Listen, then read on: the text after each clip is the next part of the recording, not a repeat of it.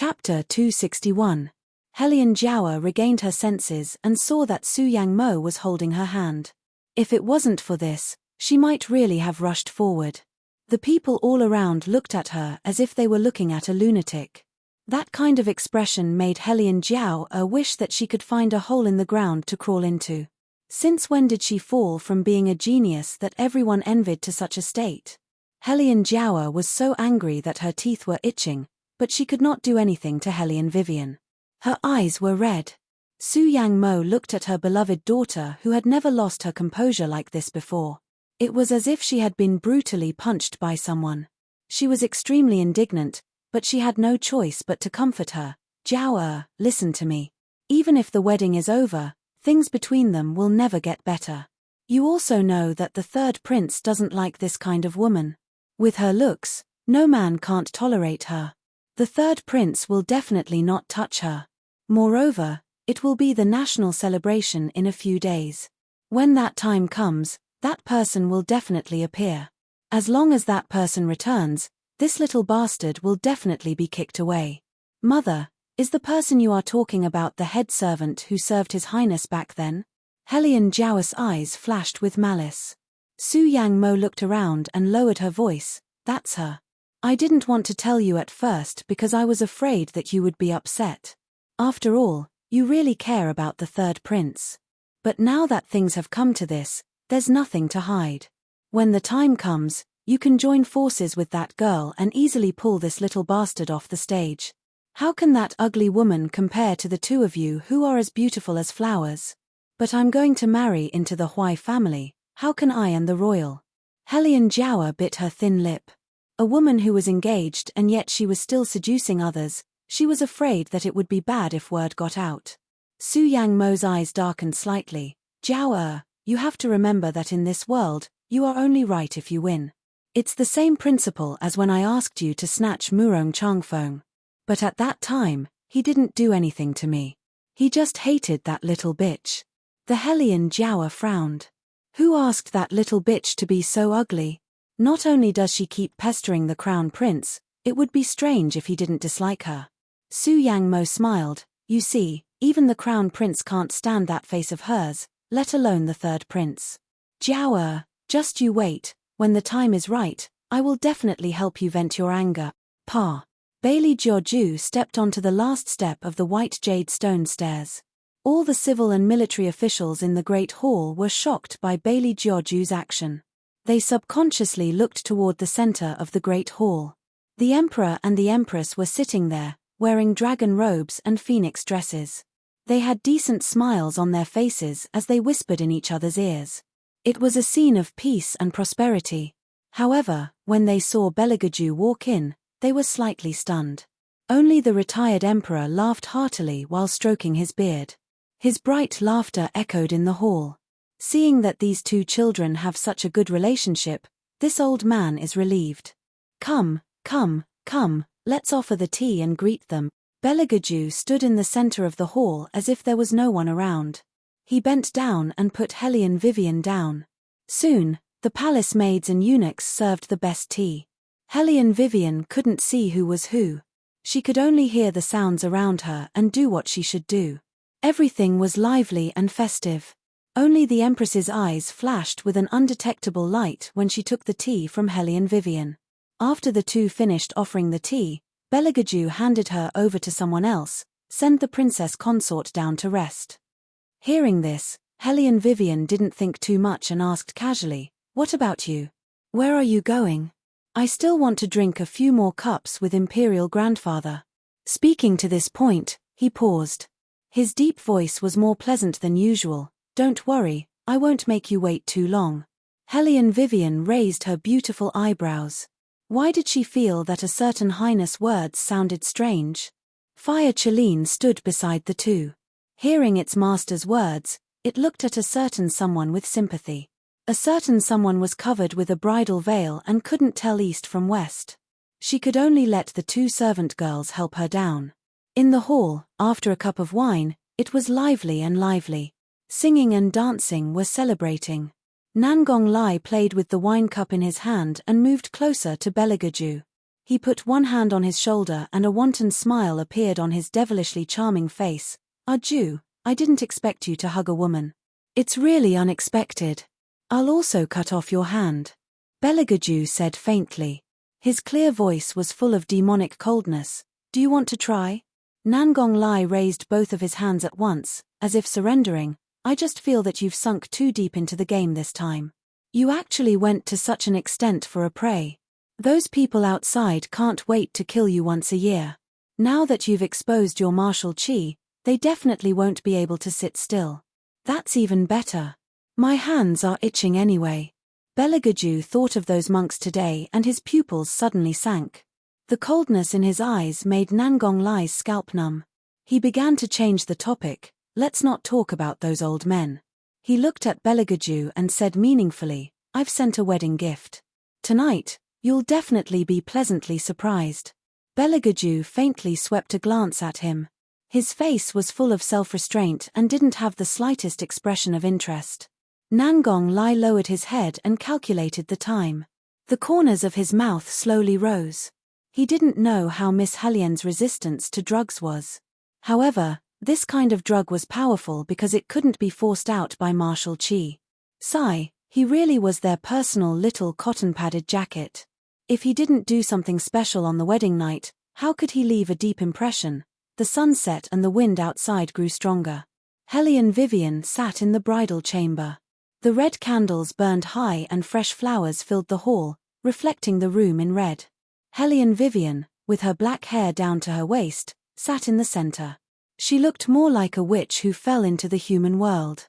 In the beginning, there were people waiting on her. Later, Hellion Vivian felt tired of sitting like this and sent all the maids out. There was no one left in the chamber. In any case, she was used to doing everything by herself. Having someone waiting on her made her feel uncomfortable. When the maids left, Hellion Vivian took off the bridal veil and put it on the dressing chair. She lazily sat and began to look around the chamber. It was very in line with the royals' aesthetic. Everywhere was low-key luxury. The pool was made of white marble, the marble floor was transparent, and there were luminous pearls all around. There were very few people waiting on her, but everyone was wearing very clean clothes. Compared to the rich children outside, they all looked more wealthy. On the carved sandalwood round table, there were 2 dragon and phoenix red oil lamps. The wick was burning brightly, and it seemed like there was some kind of fragrance coming from inside. It was faint but very pleasant. Chapter 262. There were also a few plates of peanuts and chestnuts on the table. Of course, there was also moonlight wine. Hellion Vivian stood up and poured herself a cup of wine. She then peeled a peanut and put it in her mouth. As she chewed, she took off the phoenix coronet on her head and let her hair fall on her wedding dress. She walked barefoot into the bathroom. Her feet were beautiful, and her nails were round and white.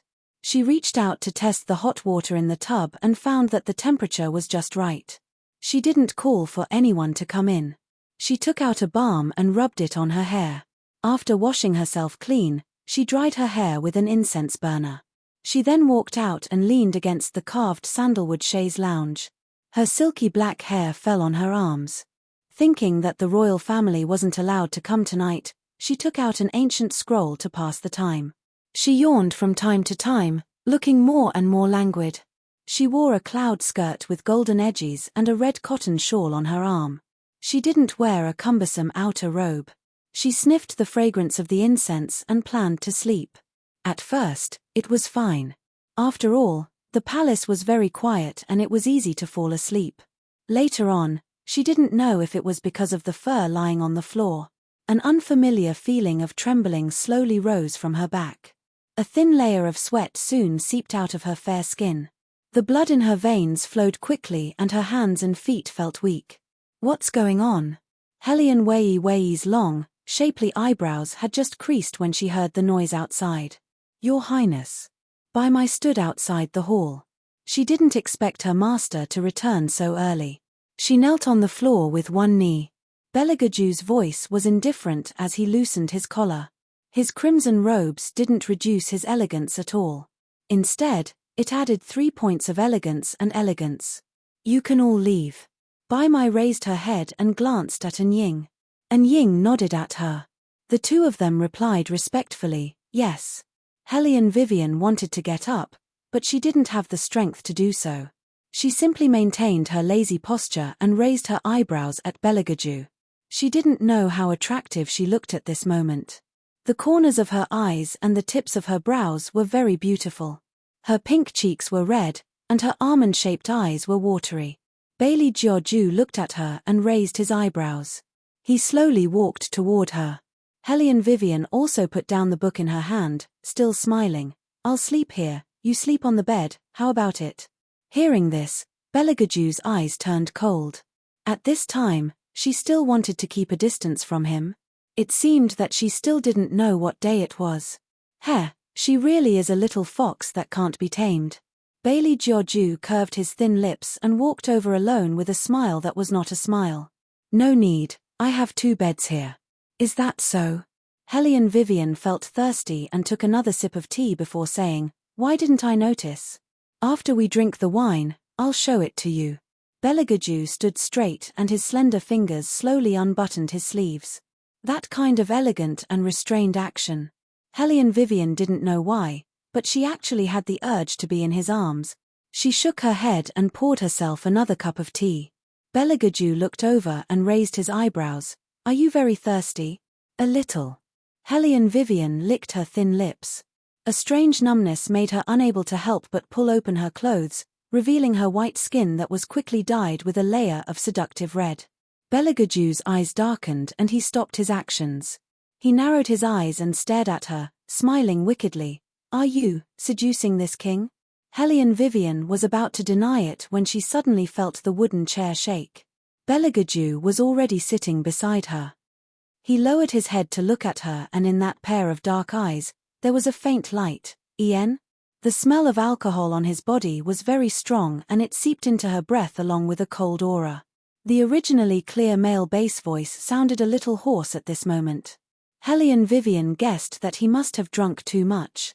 But this kind of position was clearly too ambiguous. Every cell in her body seemed to feel the aura on his body and then slightly contracted. Vivian gradually couldn't stand that kind of gaze and couldn't help tilting her head. He looked at her, then suddenly reached out and helped her spread her fine black hair out on the pillow. A slight smell of wine blew on Hellion Wei's face. It only made that indescribable heat more and more intense. However, Hellion Vivian's eyes were still very clear. She was afraid that a certain highness would misunderstand her current actions and it would be detrimental to their future cooperation. She curved her lips and said with a faint smile, I'm just a little hot. Your highness can let the servants come in and help me get a basin of cold water to wash my face. Didn't you wash your hair already?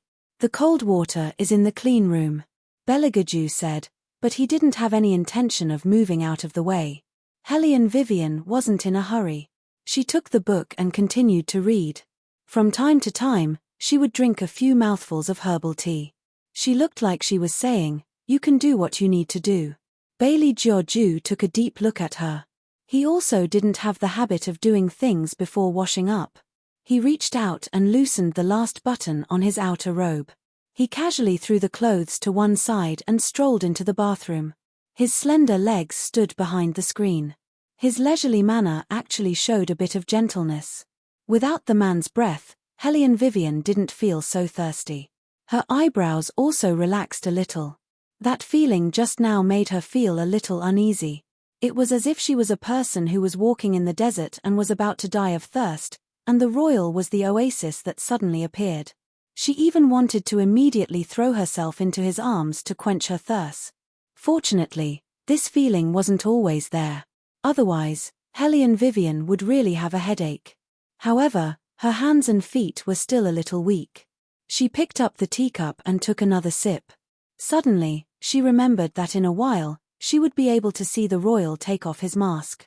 The royal had once said that unless one became one of his people, they would be taking off his mask. There would only be 2 outcomes. One was death, and the other was to enter the palace as a concubine. Now that they had finished the wedding, the royal shouldn't have any scruples. Moreover, he couldn't wear his silver mask when sleeping. As a person who was obsessed with cleanliness, He wouldn't allow that to happen. Just like her, every night before going to bed, she had to wash off the black material on her face before she could sleep peacefully. Otherwise, it would be bad for her skin. Hellion Vivian thought about these things and finally felt a little more normal. She hugged her shawl and wanted to stand up. "Where are you going?" A low and noble voice sounded from behind. Hellion Vivian turned her head and saw that Beligaju had already come out after a simple wash. He was holding a wine pot made of white jade in his hand. Wearing a wedding robe that was as red as fire, he walked in unhurriedly. He was as straight as a knife, and his body was tall and slender. Chapter 263. Hellion Vivian looked back at him and then lazily sat back in her original seat. Beligaju reached out and took 2 wine glasses. After filling the glasses, he handed them to her. Hellion Vivian took them and lightly smiled. She touched the porcelain cup in her hand and said in a free and easy manner, "To a happy cooperation." Cooperation? He realized that he really didn't like this kind of alienating word. Bailey Jiaoju played with the porcelain cup in his palm, but he didn't drink. He only said in an indifferent voice, "This is the cup used to drink cross-cupped wine. Do they need to drink wine between them?" Hellion Vivian blinked in confusion. Beligaju said in a cold voice, "Don't forget, there are people outside." This time Hellion Vivian understood. Show of affection, she understood. Hellion Vivian lightly smiled and poured herself a glass of wine. Her porcelain-like jade arms stretched out from the wide sleeves of her wedding dress. Beligaju looked at her actions. He slightly tilted his body and bent his arm. His fingertips slid across her silk and put the wine glass to his lips.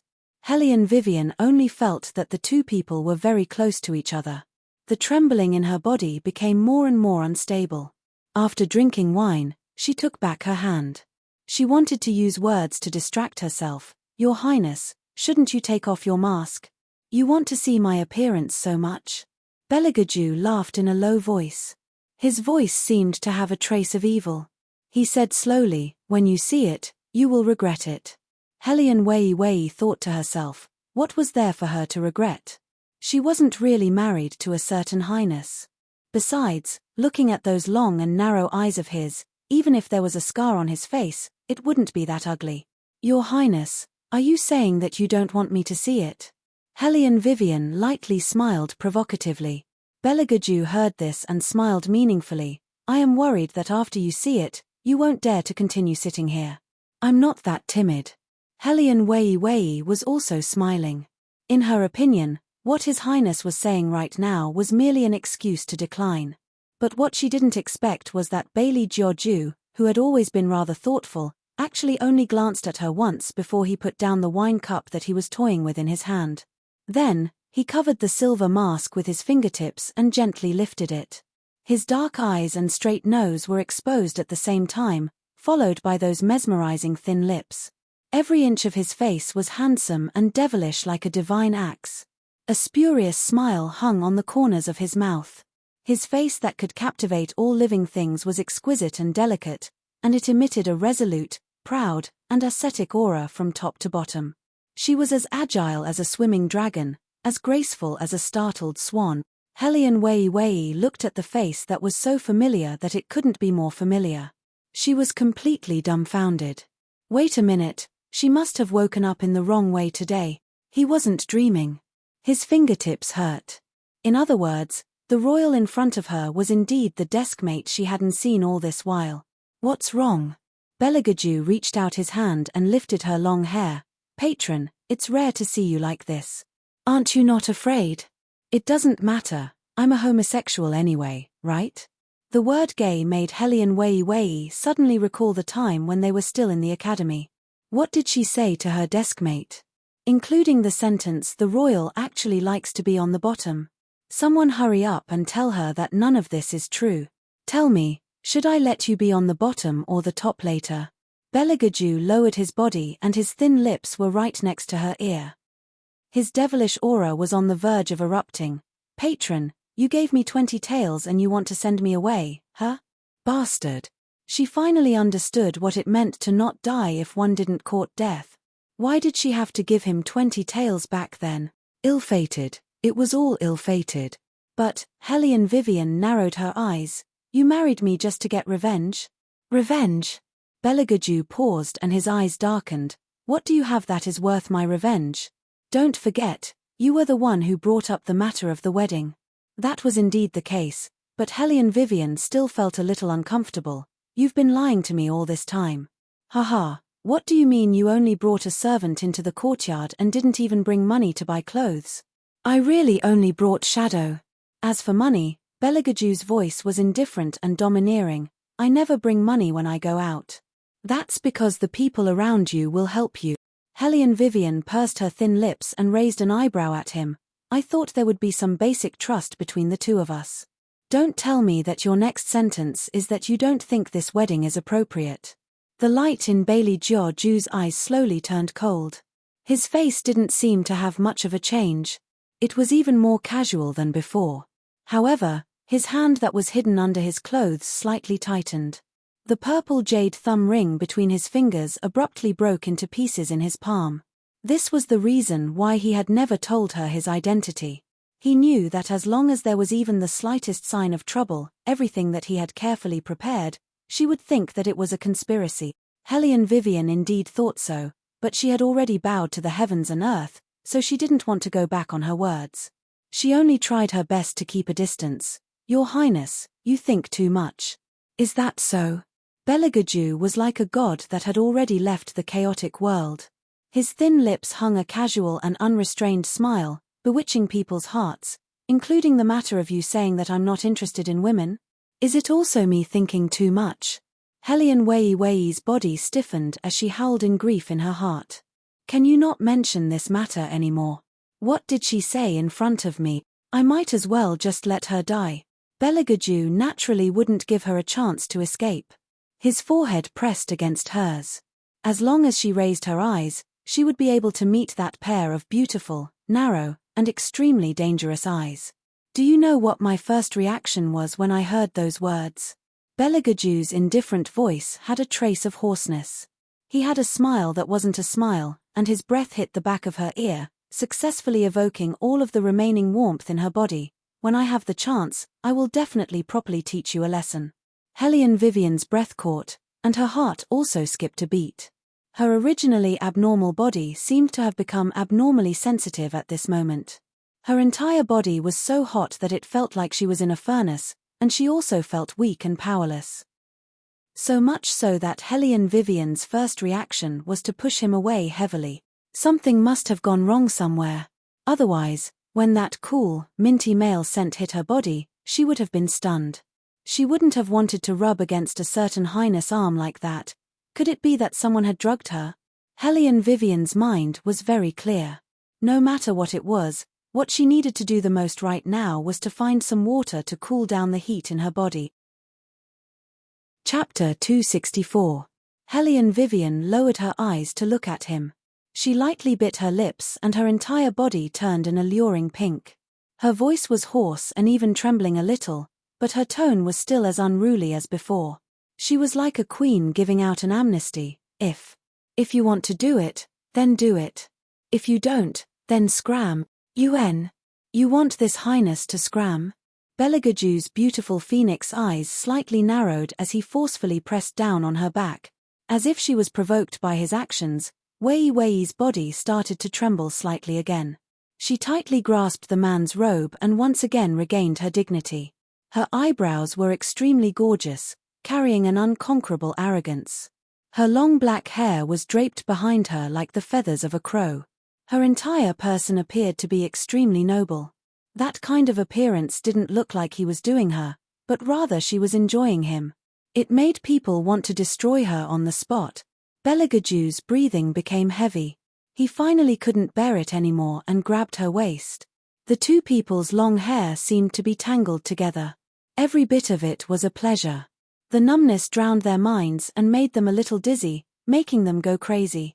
She didn't know if it was because of the medicine, but Hellion Vivian was forced to cry from this kind of torture. Her tears fell onto her eyelashes that were like crow's wings. Her eyes with the mole on them were sparkling. It was the first time for both of them, so they had no experience at all. Their hearts beat fast, as if the blood in their veins was boiling. Belagaju was born very good-looking and his smile was very gentle. But every time he used force, it was fierce and overbearing. He was like a beast that didn't know how to stop, making people sink into him like a demon. His classical-style robes were more than half open. His abdomen didn't have a trace of excess flesh. His muscles were very elegant and his skin was very elastic because of practicing martial arts. His appearance was like a god that had fallen from the ninth heaven. Even if it was such an aggressive action, when he did it, it was still so noble and unattainable. Hellion Vivian's black hair swayed with the movement of the chains, creating a seductive arc. She was firmly locked in Belagaju's embrace, welcoming the strong impact. When the in her body gradually faded away, she stopped the man's exploring hand. Enough. If you say it's enough, then it's enough. Who do you think I am? The corners of Belagaju's mouth curled into a deep smile. Not only did his hand not stop, it even tightened around her waist, making himself sink even deeper into her body. Hellion Vivian's body trembled, but the strength in her hand did not weaken. She simply turned her palm into a claw and firmly pinched the man's throat. A faint smile bloomed on her lips, with a hint of bloodthirst. Her cold voice was a little hoarse. "Your Highness better cooperate." Facing the sharp claws at his throat, Belagaju didn't care at all. Instead, he reached out his hand to lift up her long hair that was wet with beads of sweat and moved it maliciously. "You." Hellion Vivian sucked in a deep breath. The numbness from the friction of skin against skin aroused a strange feeling in her heart. It was as if lightning had struck and penetrated her nerve endings. Damn it, what kind of medicine is this? Is there an end to this? You can endure this much.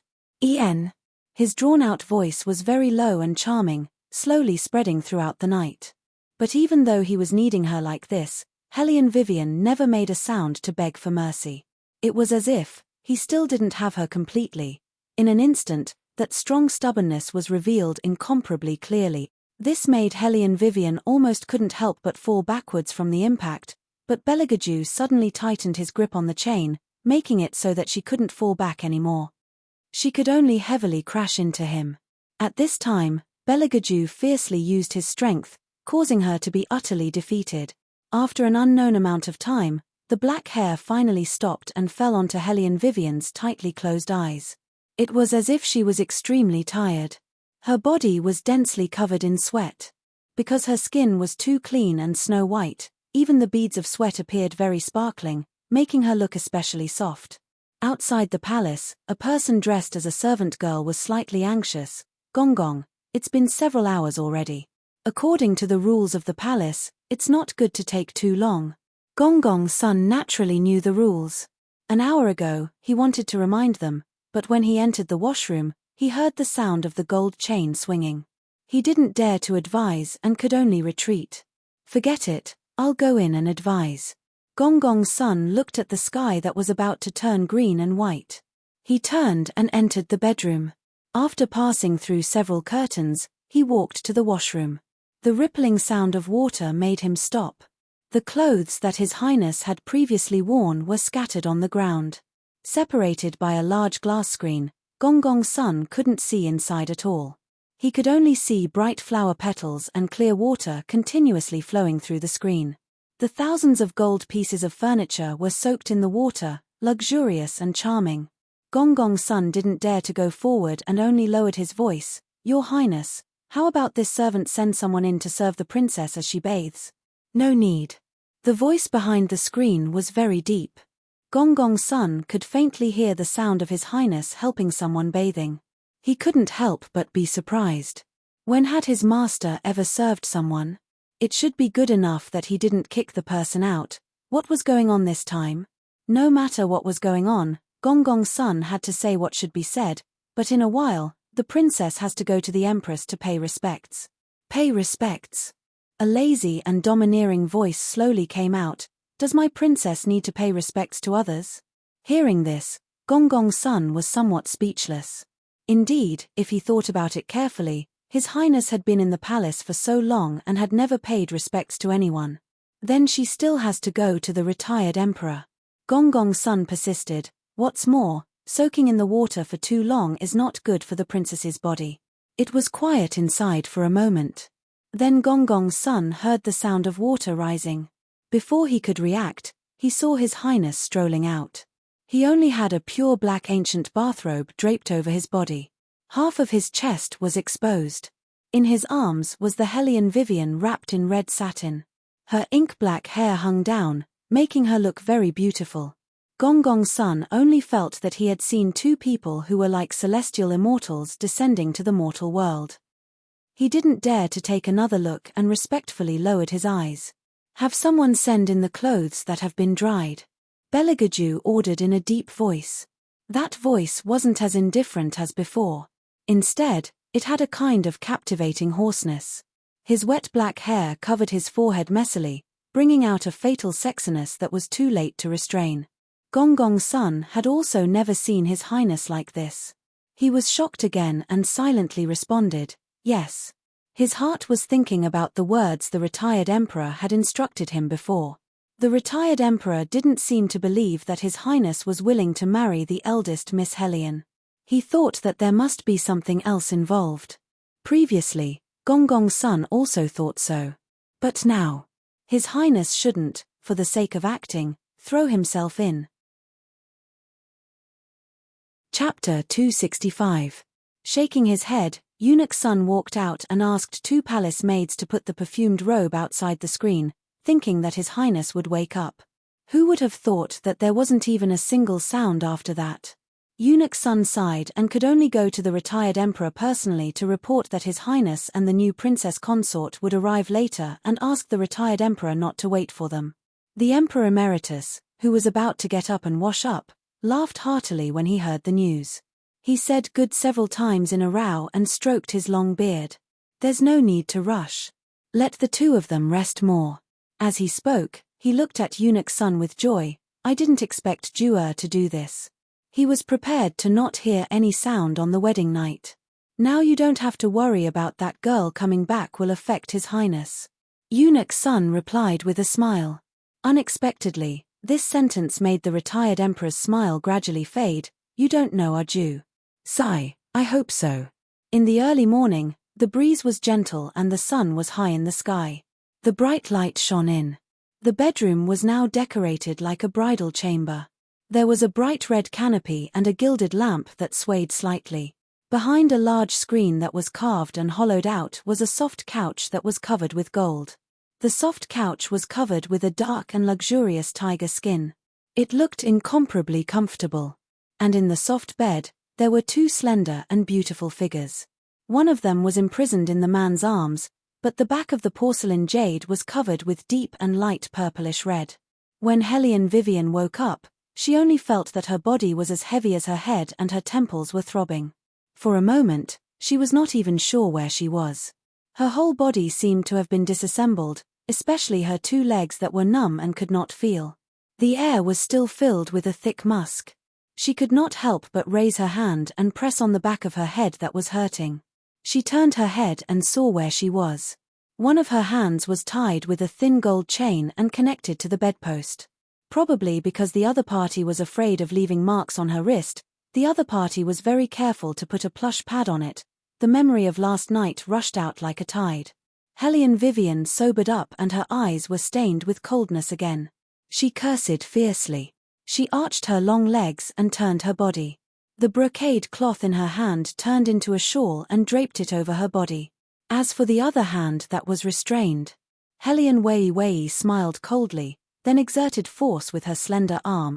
With a cracking sound, the thin chain made of gold broke into pieces. She turned her wrist with an indifferent expression.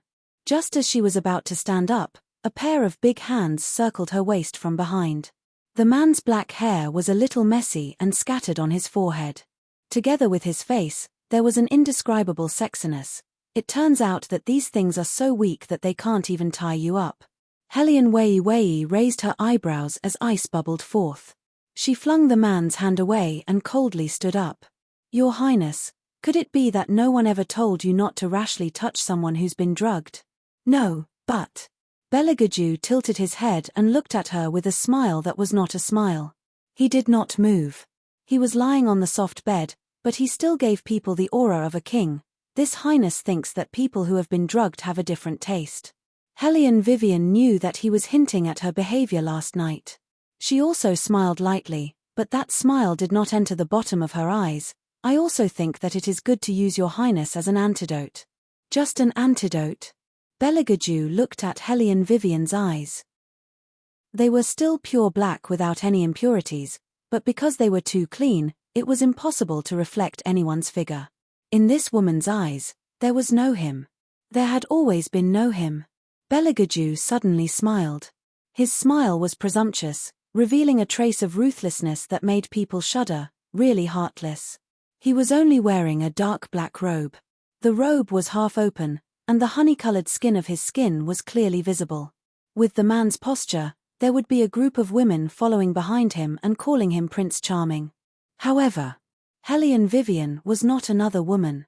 What else does your highness think it is? Hellion Vivian bent down, emptied a hand, and gently patted him on the side of his face. Probably because she had been tormented for an entire night, at this time, she was ruthless to the extreme. Your highness should be glad that you are not the one who drugged him, and did not participate in this matter. Otherwise, your highness would have been assassinated on the wedding night. That would not be good. Beligaju looked at her movements, his expression was stunned, and then he smiled. Even that pair of black eyes that were like the sea became incomparably deep, full of unknown danger. It was this kind of expression that made people want to press her under their body, fiercely, fiercely. After Hellion Vivian realized what was pressing against her long legs, her eyes narrowed dangerously. She threw a throwing knife at a certain highness, turned around and walked into the cleansing room, but in her heart, she ridiculed a crazy pervert. In the whole world, only the royal family would do this. While indifferently chatting with people, he was hard there. What happened to only being interested in men? What happened to being a complete homosexual? Was it all fed to the dogs? Hellion Vivian looked at the marks on her neck, suddenly remembering the last moment when he pressed her against the wall, coaxing her to beg for mercy in a low voice. What kind of nonsense is this? Hellion Wei took a deep breath and directly immersed herself in the bathtub. Then, she seemed to have thought of something. With an ugly expression, she came out of the bathtub with a splash. She took a soft bath towel and wiped her long hair. The corners of her mouth curved into a sinister arc. She must find out who put this drug in her, and these things. Clean up everything that could be cleaned up, so that she would not think of any bad things when she looked at them. Hellion Vivian always liked to have a debtor for every wrong, and take revenge on whoever she had a grudge with. After putting on her clothes and blackening her face, she did not even look at Beligaju, and called the palace maids standing outside to ask who had been here before the wedding. The palace maids looked at the new princess consort, who had moved into the bedchamber, and did not know what had happened, but they still respectfully answered, very few people dare to enter His Highness's bedchamber. When the clever Hellion Vivian heard this, she knew that this matter needed to be investigated slowly. She lazily leaned against the chaise lounge, raised her hand, and lazily pointed at the cleansing room behind the screen. She was not willing to suffer the slightest loss. Go throw away that bathtub. Chapter 266. Ah! The palace maids raised their heads in confusion and whispered, but, His Highness just had them made. They used the best sandalwood and are worth a lot of silver. Hellion Vivian slowly narrowed her eyes. Is that so? The palace maid thought she said something wrong and shrank her neck back. Hellion Vivian smiled, then wash it clean and sell it outside the palace. What? The palace maids were all shocked. For a moment, they almost suspected that there was something wrong with their ears. Hellion Vivian paused and then raised her eyes to look at the two palace maids. She still had a faint smile. That's right, there's also the cage behind the barrier. Think of a way to sell it. It's made of gold and should be worth a lot of silver. Holy shit, what are you thinking, Wang Fei? That's the treasure that His Highness must see every day during this period of time. If you sell it, you'll be silenced. The palace maids didn't dare to agree and didn't want to offend this Wang Fei who didn't look easy to provoke. They only lowered their heads and said, This servant needs to ask Eunuch Sunday. All right, you go ask. As long as they didn't touch her bottom line, Hellion Vivian was very understanding. The palace maids suddenly felt a little moved. But then they heard Hellion Vivian say with a light smile, "If you don't ask, I'll take it apart myself." The palace maids, then they should go ask. On the first day of the wedding, there was a storm of blood in the bedchamber. They didn't know what kind of rumors would spread outside. For example, His Highness and Wang Fei's 8 characters were not compatible. Eunuch Sun listened to the news that the palace maids reported. After thinking, he held the robe and cloak with both hands and presented it to his master. "Your Highness, Wang Fei wants to sell the bathtub in the cleansing room. You see," Eunuch Sun said as he looked at Beligaju, who was wearing a robe. His voice was full of caution. "Bathtub?" Beligaju raised his good-looking eyebrows. Then, as if he had thought of something, the corners of his mouth curved into a devilish smile. "She's shy." Eunuch Sun was silent. He had lived for almost 60 years, and he had never seen anyone who was so shy as to sell a bathtub. "Furthermore, does Wang Fei still want to sell the golden cage behind you?" After he finished speaking, Eunuch Sun raised his eyes again. He couldn't help but take another look at his master. He was afraid that His Highness would sneer and say to him, "Let her try selling one." Then, he would be in a terrible situation. As expected, Beligaju's fingers that were adjusting his collar paused. Eunuch Sun felt his scalp go numb. She heard Bailey Jiaoju's faint voice, "Let her sell it." And then, that's it. Eunuch Sun couldn't tell how many times he had been shocked today. Based on His Highness's love for the bed, he shouldn't have sold it so easily. Just as he was puzzled, he heard Beligaju calmly add, "Then, His Highness will buy it back." Eunuch Sun was stunned. He bowed his head and said, "Yes." He thought, "Your Highness, even if we have more money, we shouldn't waste it like this." Hellion Vivian originally thought that such a large bed, no matter how exquisite it was, would be difficult to sell. She didn't expect that as soon as she released the news, someone would be willing to buy it. This caused her icy-cold eyes to gradually recover quite a bit. Counting the banknotes that Eunuch Sun handed over, her eyes smiled. Eunuch Sun is so reliable. Wang Fei is too kind. Eunuch Sun forced a smile, thinking that it was all thanks to His Highness. Hellion Vivian curled her lips again and stuffed one of the banknotes into his hand. She did things in an imposing manner. "Eunuch Sun, you're an old man in the palace. In the future, I'll need Eunuch Sun to give me some advice, so that I won't be confused and fall for other people's tricks." This. Wang Fei, you're really overvaluing this servant. Eunuch Sun didn't think that he would be valued so much by Wang Fei. His hand pushed the banknotes away, but he knew in his heart that this Wang Fei of his family was truly intelligent. This intelligence was different from other women. She was neither arrogant nor impatient. With a simple sentence, she could reach the bottom of a person's heart. This made Eunuch Sun feel a bit of respect from the bottom of his heart. Hellion Vivian only said a few words. This is what Eunuch Sun deserves. If it was in the past, Eunuch Sun would definitely accept it. But with his master here, he really felt that the banknotes were hot in his hand. Although that person was still in the inner room, washing and dressing, the sense of deterrence had only increased. That's right.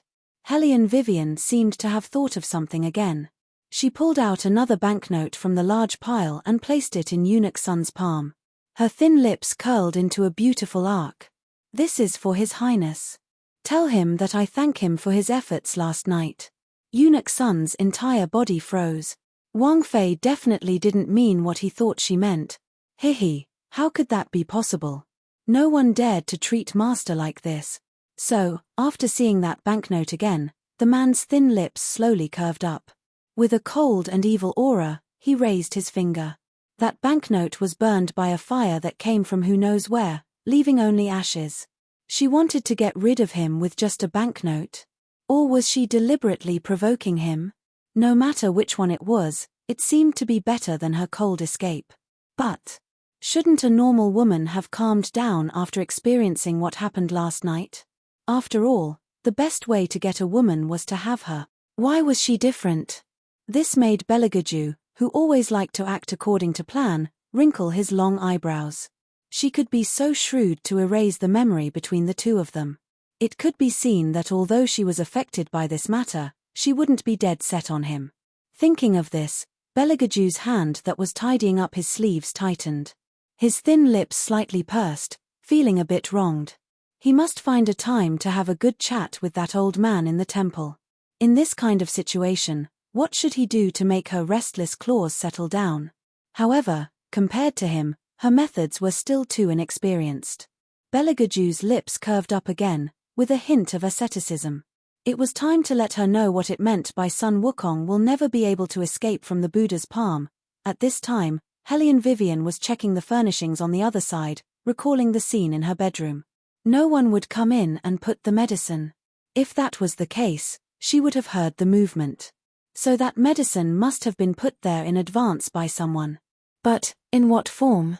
Hellion Vivian's finger brushed across the table and suddenly smiled. She picked up the stained incense burner and said to the palace maid beside her, "Go and check who is in charge of this." "Yes." The palace maid accepted the order and left. Hellion Vivian's mood finally improved. Counting today's income, she felt that in the future, she could sell whatever she didn't like, especially that bed. Only by selling it would she be able to vent her anger. But who knew? Hellion Vivian looked at the familiar luxury in front of her and narrowed her eyes little by little. Chapter 267. Why is this thing still here? She had just received the buyer's money.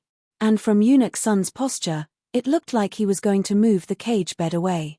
So, why did it come back? Hellion Vivian looked at the luxurious tiger skin and thin necklace. She immediately knew who made this. The smile on her lips gradually disappeared. Eunuch Sun stood at the side, not knowing how to respond. Hellion Vivian smiled coldly, "Continue to sell." Eunuch Sun was stunned. He then went to the study to see his master's expression. He then took out a stack of banknotes and counted them out to Hellion Wei Wei. Wei Wei looked at the banknotes in the palm of her hand and the bed in front of her eyes that hadn't even been moved. She curved her thin lips and faced Eunuch Sun and asked, "How much money does your family's His Highness actually have? Even a prodigal can't torment as much as him." Eunuch Sun heard this and immediately nodded. The princess's eyes and heart were clear. Now he could finally settle down, who knew? Then continue to sell. I want to see if he can buy it back after selling it 10 times. Hellion Vivian looked back with a faint smile. Her long robe was handsome and wanton. Eunuch Sun opened his mouth. He had no choice but to run to the study. At this time, Bellegaju had already dressed and was dealing with the booklet in his hand. Hearing Eunuch Sun's footsteps, he slightly raised his eyes. Eunuch Sun only called out, "Your Highness." Bailey Jiaoju put down the brush in his hand, his slender pair of legs slightly crossed, his body leaned back, and he lightly interrupted him. "Tell everyone, if anyone dares to buy the things the Princess Consort sells, I will break their legs." Cough. Nangong Lai, who was sitting next to him, choked on his tea. He curiously asked, "What things? Was there anyone who sold things on the first day of marriage?" Bellegaju looked at him indifferently. He didn't speak, but his eyes were exceptionally cold. Nangong Lai was a little uncomfortable under his gaze. He turned his head and continued to ask Eunuch Sun, "What does Hellion Vivian want to sell? Why is our Jew so terrifying?" Eunuch Sun glanced at His Highness, who had no time to care about their handsome faces. He lowered his voice and said to Nangong Lai, "It's the cage bed that His Highness has been particularly fond of recently. Princess seems to find it very unpleasant to the eye." Ha ha. Ha ha ha. Nangong Lai suddenly laughed and pointed at Bellegaju. "What did I say? I'm sure no one has the same taste as you." Bellegaju closed the booklet in his hand and looked at him coldly. Nangong Lai's smile froze. Then, he coughed twice and pretended to be serious. "Jew, actually, I came here today mainly to discuss with you about yesterday's matter. My actions were indeed a little thoughtless." "Oh." Bellegaju raised his eyebrows, as if indicating for him to continue. Nangong Lai seemed as if he was seriously reviewing himself. "I feel that as one of the Dragon War Empire's most sacred priests, I really shouldn't have had any thoughts of drugging her. Actually, using other methods, I could have also delivered Miss Hellion into your embrace." "Really? What methods?" After waiting for a long time for Eunuch Sun to return, Hellion Vivian stood behind him with a faint smile. Her eyes were like ice blades. Eunuch Sun coughed heavily twice. Nangong Lai lowered his head and was silent in his own thoughts. He completely didn't notice that the other person's voice had changed. He only raised his eyes and looked at Beligaju with sincerity. I'll help you research this later. The important thing is, quickly get those old men to give up on the stupid idea of choosing a saintess for me. What's the point of being so conflicted? Hellion Vivian took a step forward and curled her lips. Every word was charming. When the time comes, as long as you drug yourself, won't it be completely solved? What saintess is there to be afraid of? Wait, there seems to be something not quite right. Nangong Lai slowly turned his head and laughed. Then, I still have something to do. I'll leave first. The people from the Ministry of Personnel are still waiting for my divination. See you later. Student Lai. Hellion Vivian put her hand on his shoulder and directly pressed him back into the chair. She had a smile that wasn't a smile, like a gangster boss who had caught a traitor in the gang. Her voice was neither cold nor light. Why are you in such a hurry to leave? I still want to listen to you properly. Other than drugging, what other methods do you have? Nangong Lai's body stiffened. He looked at Eunuch Sun and wailed in his heart. Old son, why didn't you tell this young master that this woman was here? Eunuch Sun was helpless. He was already coughing so obviously, but this young master couldn't see it. Moreover, drugging? Last night, the princess consort was drugged. In order to help her with the antidote, His Highness, Eunuch Sun frowned. It seemed that things weren't as he and the retired emperor thought. What should he do? But looking at the princess consort's face, he couldn't see any other emotions. Other than wanting to cut young Master Lai into pieces, she didn't seem to care at all about why His Highness touched her. Hellion Vivian half raised her eyebrows. Indeed, there was only Nangong Lai left in her eyes. What do you think those people will do if they know that the dignified great priest entered the inferior compound of White Academy? When Nangong Lai thought of the scene where no matter if it was a man or a woman, he immediately opened his mouth and tried to reason with her. Listen to me, I'm doing this for the sake of you and our Jew, really. Otherwise, how long will your wedding night be delayed? Hellion Vivian chuckled twice. Then should I thank you, Nangong Lai heard her tone and immediately stood up. There's no need to thank me. We're all in the same compound and have participated in the competition together. We're all family, so there's no need to be so polite. I still want to be polite with you. Swoosh. The silver knife in Hellion Vivian's hand accurately cut across the side of Nangong Lai's face and nailed it to the wall behind him. Such a beautiful force, it directly penetrated the wall. The little servant standing beside Nangong Lai stepped forward and knelt on one knee. Princess Consort, that drug is mine, it has nothing to do with the young master. If Princess Consort wants to punish, then punish me. Hearing this, Nangong Lai's handsome face, which had always been unrestrained, flashed a trace of dullness. Hellion Vivian saw all of this in her eyes.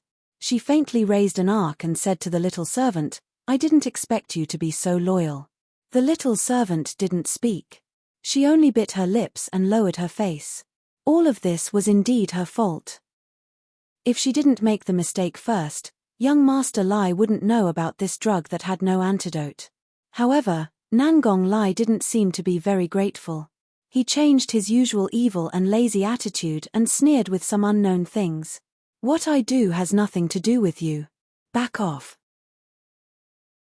Chapter 268. Just take it as atonement. The little attendant lowered her head, and her voice was so low that it was as if there was no sound. Nangong Lai clenched his fists tightly. He obviously despised this kind of person who relied on tricks to stick to him, but at this moment, he was a little bit. You're forgiven. Hellion Wei laughed lightly, with some unclear playfulness. You, on the other hand, follow me in the future. Just treat it as making up for this mistake. The little attendant did not expect such a result. She had heard from others that the princess His Highness married this time was not to be trifled with. She did not know whether it was because His Highness did not want to pay attention to her and let her do as she pleased or something else, But he did not care about anything. She thought that if she fell into the hands of such a woman, even if she did not die, she would certainly lose half of her life. Because she was a man of sacrifice, she knew better than anyone that these young ladies of aristocratic families, no matter how glamorous they looked on the surface, in fact, some people enjoyed torturing their servants. But who knew that the princess not only did not get angry, but also let her follow her? What? You don't want to come? Helian Vivian asked the little attendant, and then looked at Nangong Lai with a meaningful look. She found that the person's face was a little ugly, and the smile on the corner of her mouth became wider. The little attendant quickly shook her head and said, I'm willing. Thank you for your kindness, princess. In this way, the matter could be solved satisfactorily. What's more, that person had never liked her. Instead of staying by his side and making him tired, it was better to follow the princess. In fact, she also understood why he hated her. He had always hated other people's calculations, but she violated his taboo and took advantage of his full trust to get him. No, not to get, but to push him further away. Hearing this, Nangong Lai sneered fiercely, Jew, your people are really half-hearted. Before, they said that as long as they were with me, they would do anything. Now, after a few words from others, they want to leave. In an instant, the little attendant's face turned white. Helian Vivian looked at her, only to see her biting her lips in embarrassment, but her eyes were silent and tenacious. It was probably this tenacity that made Helian Vivian find her more and more pleasing to the eye. Nangong Lai clenched his fists under his long sleeves and resumed his careless attitude. He looked at the little attendant coldly and said, You can do whatever you want. Follow whoever you like. But you'd better think it through. If you stay here today, you'll never step into the hall of worship again. She was the only one who could enter and leave the hall of ancestral worship as she pleased, but she took advantage of this privilege and drugged his incense. That said, even though that had happened, he was still very tolerant of her. At the very least, he didn't feed her to the dogs. She didn't go outside to find out what would happen to those who schemed against him in the entire Seijo city. He had only been cold to her for a few days, but she was so good. She left with someone else just like that. Didn't she say that she already treated him as her master? It seemed that he, as a master, was at best a perfunctory one. He knew how important it was for her to enter and leave the ancestral hall freely, because that was the task that a Jew had given her. Wasn't that the reason why she tolerated him so much before? Now, she certainly wouldn't leave so easily. But who knew that God was a master? Even if Nangong Lai was a genius priest, he could make mistakes in everything. The little attendant pinched the corner of her clothes with her pale fingers. When she looked up again, she was already indifferent and calm. Then I won't go in. What did you say? Nangong Lai didn't notice the kind of hostility that burst out of his eyes at the moment, which he would never show in front of others before. Even Helian Vivian raised her eyebrows. Beligaju, on the other hand, had a noble and indifferent expression from beginning to end. His eyes were fixed on Nangong Lai, but he took a step forward and looked down at the little attendant who was kneeling on the ground with cold eyes. Say what you just said again. Since Master Lai doesn't want me to appear, then I won't appear. The little attendant lowered her head. Nangong Lai's thin lips were cold. Good, very good. After that, he waved his long sleeves and strode out of the hall, as if to say that he finally got rid of this clingy insect. The little attendant looked at his handsome and unruly back, and her eyes dimmed. He must have been waiting for this opportunity for a long time. Although she knew that he was tired of her, she still felt that her heart seemed to be blocked by something when she really saw it. Even breathing became a little difficult. Her eyes were a little blurred. When she was about to raise her head to force something back, she was pressed on the top of her head and rubbed back and forth. Then, she saw a hand. The fingers of that hand were very thin and white, and there was a white handkerchief spread out between the slender fingers. The little attendant couldn't believe it and let the hand cover her eyes for her. Princess. Helian Vivian smiled and pulled her up. She said in a natural tone, Girl, remember, as long as a woman has makeup on her face and money on her body, she is not afraid to go anywhere. So don't ruin the makeup. She didn't say that she wanted to cry. Obviously, she didn't want her to be too embarrassed. The little attendant had never met such a woman. She couldn't help but lower her eyes and said, "Yes." Then she thought about it and added, "Thank you, princess." "Don't thank me. I should thank you." Helene Vivian smiled slyly. Otherwise, she didn't know how to deal with the genius priest. It was not easy to find his weakness. Of course, she would directly get him to her side and let him taste the taste of regret. Of course, the main reason was that she couldn't bear to see girls suffer losses. Especially such a pleasing girl. She looked dull on the surface, but in fact, her eyes were clean and strong. Although she didn't know what happened between them. However, if she stayed with Nangong Lai in such a state, it would be a kind of torture for the little attendant. In love, once one party was too humble, it would only encourage the other person's arrogance. Now, she wanted to see how Nangong Lai could be arrogant. He dared to drug her. Haha, she couldn't kill him, but she had to torture him. As for His Highness, Helene Vivian looked at Eunuch Sun, who was standing on one side with a faint smile. "Eunuch Sun, where is the money from selling the bed this time? Give another one to His Highness. It's his credit." Eunuch Sun was about to speak. She then heard Bailey Jiaoju's graceful and noble voice slowly ring out, "Did you think that if you sold that bed 10 times, I would buy it 10 times? Of course not. I'm waiting to see how long His Highness will play. Since His Highness is tired of playing, it's just right." Helene Vivian smiled. "That's just right. Eunuch Sun, go and ask who wants the bed and sell it at a low price." Chapter 269. Hearing this, Eunuch Sun hesitantly looked at his master. "Go and ask." Beligaju stood up. His eyebrows were half raised and his expression was ascetic. Although he was wearing the robes of the palace, he did not follow the rules like the other princes. Instead, he casually opened his collar. In the wind, his figure was very tall. Moreover, he was standing next to the sandalwood table that was usually used for reviewing documents, so he appeared even more condescending. He casually continued to speak, exuding a faint charm. His eyes were extremely contemptuous. "See which one of them has too much money.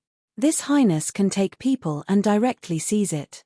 Meaning, whoever dared to ask for the cage bed, he would seize their house. Eunuch Sun choked. Who would dare to ask for it? Unless they were stupid.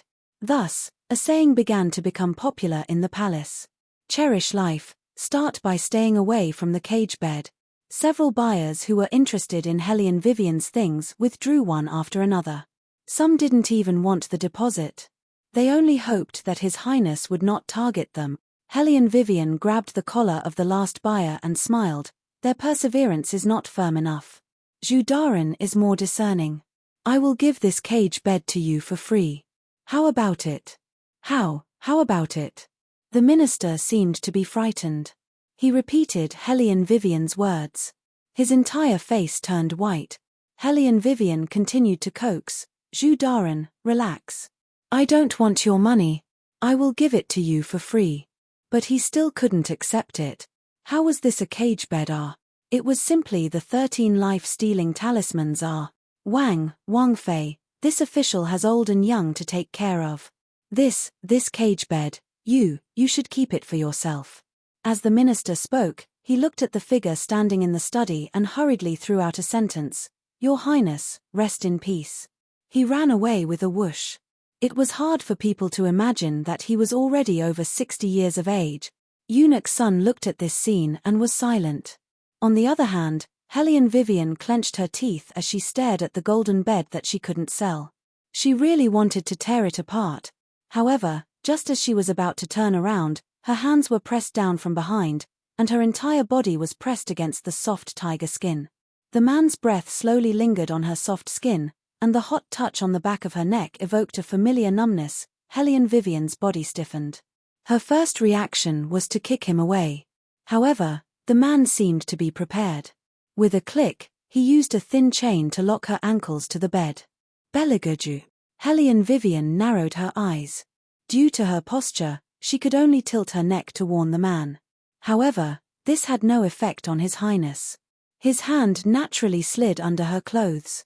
The cold temperature made Helene Vivian tremble. "Damn it. Chem. Belagaju raised an eyebrow, but his fingers touched very carefully. It was as if he was caressing the most delicate porcelain, sliding over inch by inch. Helene Vivian's eyes widened, and her entire back arched. She reached out and pressed down on Belagaju's hand. That kind of strength was very fierce. Your Highness, do you not want your hand anymore? Is that right? Are you angry? All of a sudden, Bailey Jiaoju used more strength. He listened to her gasp with satisfaction. He leaned close to her ear and said, "That's not what your body said." Helene Vivian felt that in both this life and her previous life, the man in front of her was the one who made the most mistakes in her judgment. What cold and abstinent! He was simply a troublemaker. Under the reflection of her memory, the huge contrast brought about strong stimulation, and the sensitive parts of her body were repeatedly touched. Even if Helene Vivian was a god, her mind would still be a bit confused. However, she didn't retreat in the slightest. She only sneered and turned her head. I'm not a dead person. Of course my body will react. Do you want me to try it on your Highness and see if you have any reaction? Looking at the unyielding person who was pressed down by him, Belagaju faintly raised an eyebrow. Are you saying that you want to lock me up and do this to me? Who would think of that? Helene Wei took a deep breath and said, I'm asking you to let go. That's a pity. I was looking forward to the day when you locked me up. Belagaju said as his finger moved up. Helene Wei's entire body stiffened, but her feet didn't move. Because if she moved like that, it would only emit an even more extravagant sound of iron chains. That kind of sound matched with their current posture right now. She wasn't sure whether or not a certain highness would go crazy and really not abstain from men and women. Of course, she didn't think that Belagaju suddenly acted like this without a reason. Her tone was indifferent. Don't you just like this cage bed of yours? I'm not selling it. Sure enough, Belagaju stopped the movement of his hand and only lowered his eyes to look at her. His eyelashes were black and long, and he had the ability to make girls jealous. It doesn't matter if you sell it. Did I stop you? Helene Vivian chuckled and didn't say anything. She thought to herself, you didn't stop me, you just cut off all my sources of wealth. However, Helene Vivian didn't really care about this kind of small matter. The important thing was, she raised her head and narrowed her eyes. The reason why she agreed to this marriage was because she thought that the two of them would only work together, and there would be no other involvement. After all, she wholeheartedly thought that Belagaju would be gay. Even if he wasn't gay, he wouldn't be interested in her. But now, she had to remind a certain someone. Did your Highness forget that we signed an agreement before? So what if I forgot? Bailey Jiaoju curved his thin lips, this time pulling out a trace of a smile. It's just that, within the smile this time, it actually restored the coldness from before, and also concealed a trace of anger that was difficult to be detected by others. Helene Vivian smiled, but there wasn't much warmth in her eyes. If you forget, it won't be fun. However, she didn't expect that as soon as she finished speaking. A numbness came from her neck. The man leaned over, and his breath tickled her ear, making her feel weak and limp. Tell me, what's not fun? For example, like now. Helene Wei's clear and cold voice was somewhat hoarse, because his hand was kneading her softness either heavily or lightly.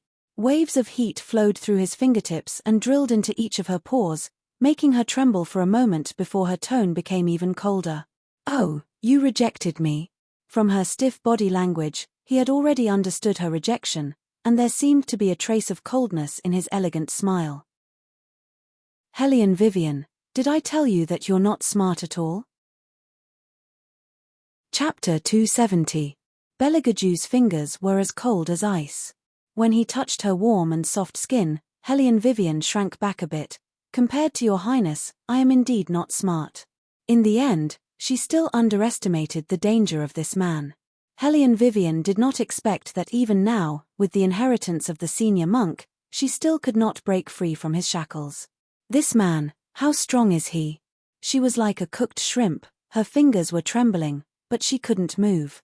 The sound of friction between her clothes seemed to be much louder in the bedroom filled with sandalwood. He held her waist with one hand, and the other hand was so arrogant. It was an action that made people blush, but he did it as if it was right and proper. But the temperature from his fingertips was too cold, so cold that it numbed her. Her heartbeat became louder and louder, and her breathing was hot and heavy. Hellion Vivian just used her left hand, and her voice became colder and colder. This is not what we agreed on, so does your highness intend to break the contract? Why don't we just go our separate ways now? She thought that her attitude towards a person who slept with her was already good enough. If it wasn't because the other party was him, and the situation was special, she would have started a killing spree. But after all, he saved her life. When those two old men came to kill her, if it wasn't for him, she might not have been able to breathe now. She didn't know why Beligaju was so close to her. Maybe it was because of her teasing, or maybe it was because he lacked a princess consort to deal with the retired emperor. No matter what, it was all within her acceptable range. But, as for the rest, she wasn't that stupid to hand herself over to a prince and let him do whatever he wanted. Maybe he was just punishing her for using his things to make decisions. After hearing her words, he took his hand out of her clothes. Hellion Vivian knew that she had won this bet. The royal family's thoughts were deep, but they wouldn't be so ignorant. This was a man in a high position. They always knew what was the most important to them. Of course. They were even better at catching snakes at their weakest point. Beligaju straightened his slightly wrinkled robe and smiled faintly, but it did not reach the bottom of his eyes. Instead, it brought out an unfathomable coldness from his bones. You think too much. You just got married, and you want to part ways. Why? Don't you want to take back the Hellion clan? Hellion Vivian smiled. Without his highness, I can still take back the Hellion family. Is that so? Beligaju lowered his eyes and looked at her. I would like to see how many people would choose you over Hellion Guangyaro in the clan election without me. Hellion Vivian clenched her fists, but before she could open her mouth, Beligaju's voice continued faintly, I don't have the habit of forcing people, but since you mentioned the agreement, it's better to take a look at it. After all, just the fact that you went on a date at night violated the agreement between us. She had only met Heisey a few times. How long was this man going to mention it? Hellion Vivian glanced at the well-dressed, elegant, and indifferent Beligaju beside her. He looked like he was born to be so high-end, as if the hooligan who was kneading her on the bed just now was not Beligaju. Hellion Vivian felt a wave of annoyance. Hellion Vivian had never seen someone so shameless. She did not beat him up because of his face. She also did not think that the cold and indifferent royal family could say such obscene things on the bed other than ordering people around. What did he mean by being a vegetarian for more than 20 years? He was simply self-taught. Don't scold me in your heart. Beligaju stood up, but did not untie her.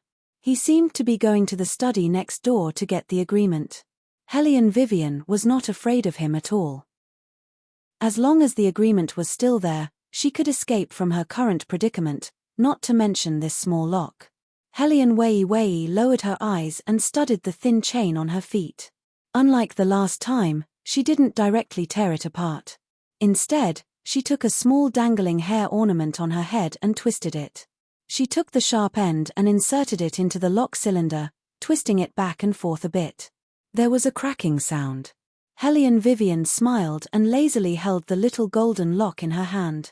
When she saw Beligaju come back in, she did not hide anything and directly stuffed the little golden lock into her pocket. Her meaning was clear. It was hers now that she had undone it. Beligaju had never had any concept of money. In his eyes, there was no difference between a golden lock and an iron lock. The only difference was that the color was prettier. What made his eyes sink was that she was actually able to open the chains so easily. She really had many things that required his special attention. You brought it. Hellion Vivian's slender legs were crossed and her long hair draped behind her back. She looked like a small prey waiting to be fed. However, this prey did not have any self-awareness at all. She still thought that she was the master and could come and go as she pleased. He did not understand why he was so unlikable. Letting her have a relationship with him was like asking for her life. But he could not really tie her up. But it did not matter. This kind of thing was supposed to be done slowly in order to be interesting. Especially when this little thing trembled in his arms, It was even more interesting than destroying her. What he didn't expect was that at this point, she still wanted to leave. Bellegaju's eyes turned cold, as if his whole body was emitting a cold air. Hellion Vivian looked at him and smiled. Actually, Your Highness does not need to care too much. Oh. Bellegaju raised his good-looking eyebrows. Hellion Vivian casually twirled her long hair and shrugged. It's just one night. In order to avoid awkwardness when we meet in the future, let's make it clear. I was drugged, so it's understandable for Your Highness to do that kind of thing. After all, you can't throw me to others and make Your Highness wear a green hat. But to be honest, if Your Highness did not come in at that time, I might have been able to survive. But what happened is what happened. It's just one night. Your Highness, don't be unhappy. Didn't I just give you a few banknotes? It's like I really did something to you. If you don't like it, you can return it. For the sake of harmony after marriage, let's pretend that this matter never happened. Hellion Vivian herself did not expect that one day, her negotiation skills would be used in this. Perhaps, as she said before, if it was someone else, she would directly take a gun and blow their head off. But thinking of last night, there were some things that she tacitly agreed to. This body was not like hers in the 21st century. It had not received drug training. Plus, it was still too young and delicate like a flower. Without the antidote, it was estimated that it would not survive the second half of the night. Chapter 271. To be honest, at that time, she thought that if she really couldn't hold on, she would stab herself. She couldn't imagine what kind of humiliation she would receive if she handed herself over like this. As long as she thought about that kind of thing, she couldn't wait to die. So at that time, it wasn't that she wasn't afraid. Later, in a daze, she was held in his arms and smelled that familiar scent. She even felt lucky for a moment that it was him. After all, they had been deskmates for a period of time, not a random cat or dog. Also, it wasn't disgusting. But this didn't mean anything. Instead, later on, when he was tormenting her too much, she decided to take appropriate revenge. She didn't suffer losses, but it didn't mean that she was unreasonable. The royal was quite competent as an antidote. Hellion Vivian thought that it was impossible to meet someone she liked here anyway. She didn't like anyone in her previous life, so it was fine to do it. On the contrary, Bailey Georgiou looked at her with some interest. He had already seen what kind of personality she had, so he didn't expect her to be shy or nervous. However, it was a bit too manly to talk about the conditions of marriage with him so openly. People who didn't know would think that she was really a woman who didn't follow the rules of a woman like the rumors said. Perhaps only he knew what this little hooligan would be like in bed. She clearly didn't know anything, but she was still clamoring like a paper tiger. Training a tiger was a very interesting thing. Especially training a tiger like her. Bellegaju's eyes curved into a trace of evil. He sat beside her, crossed his slender legs slightly, and said in a faint tone, "You're really open-minded." "What can I do if I'm open-minded?" "Kill you." Hellion Vivian retracted her hand and yawned indifferently. Her voice was lazy. "Or cry and make you take responsibility. There are so many things in the world. What's wrong with doing it? Besides, my ambition isn't here." Ambition? Bellegaju felt that this reckless little thing always spoke differently from others. "What's your ambition?" "To become the richest person in the world." When Hellion Vivian talked about her dream, she was more energetic and her eyes lit up. Bellegaju poured a basin of water on her indifferently. "That means you have to be richer than me. Are you sure you can do it?" Hellion Vivian choked for a moment, then laughed again. "How do you know if you don't try?" She didn't expect that Bailey Georgiou didn't pay any attention to her provocation at all. His slender fingers tapped her head. That cold and aloof appearance seemed to carry a hint of looking at an idiot. "Hellion Wei, is your brain filled with tofu dregs? Aren't you the princess consort of the richest man in the world? What's the difference between that and the first one?" Hellion Vivian had never thought about this before and was stunned. Bellegaju looked at her, and the mockery in his eyes became more obvious. Because when they were discussing the contract, His Highness had agreed to let her manage the business. After all this trouble, Hellion Vivian had forgotten about this matter. However, there was still a difference. For example, sooner or later, she would have to leave the palace, and at that time, she would have to return it to someone. When it came to money, it was useless to rely on others. She had to rely on herself. As for the rest, Beligaju tapped the roll of paper in his hand. Why don't you look at the 2 copies of the certificate first before you speak? Hellion Vivian thought to herself, do I even need to look at it? At that time, she was afraid that there was something wrong with it, so she asked for 2 copies, and one of them was still in her hands. However, she still smoothed out the roll of paper. Yes, there was no problem with the first, second, and third clauses. Here. The man's arm came around and pointed at the 7th clause, the obligation of husband and wife. Look carefully. The obligation of husband and wife never stops. When she filled in the form, she clearly only wrote the word no. Now, there were only 2 more words at the back, and the context was completely different. Hellion Vivian's eyes narrowed, and she turned to look at Beligaju. She didn't need to think to know whose masterpiece this was. Your Highness has really overturned my impression of you. Your methods are so unpresentable. As she spoke, she laughed, picked up the agreement, and tore it into pieces bit by bit. In that case, we have nothing to talk about. And it was her actions that made Beligaju's eyes turn cold in an instant. He looked at the piece of paper that bound the 2 of them together, and his black eyes were filled with layers of hostility. Did I say that I was a good person? As he spoke, he slowly began to unbutton his sleeves.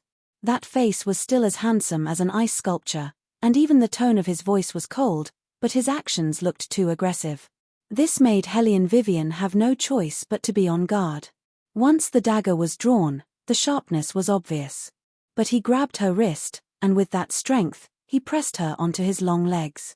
From the beginning, I've been thinking of a way to make these 2 restless paws of yours settle down.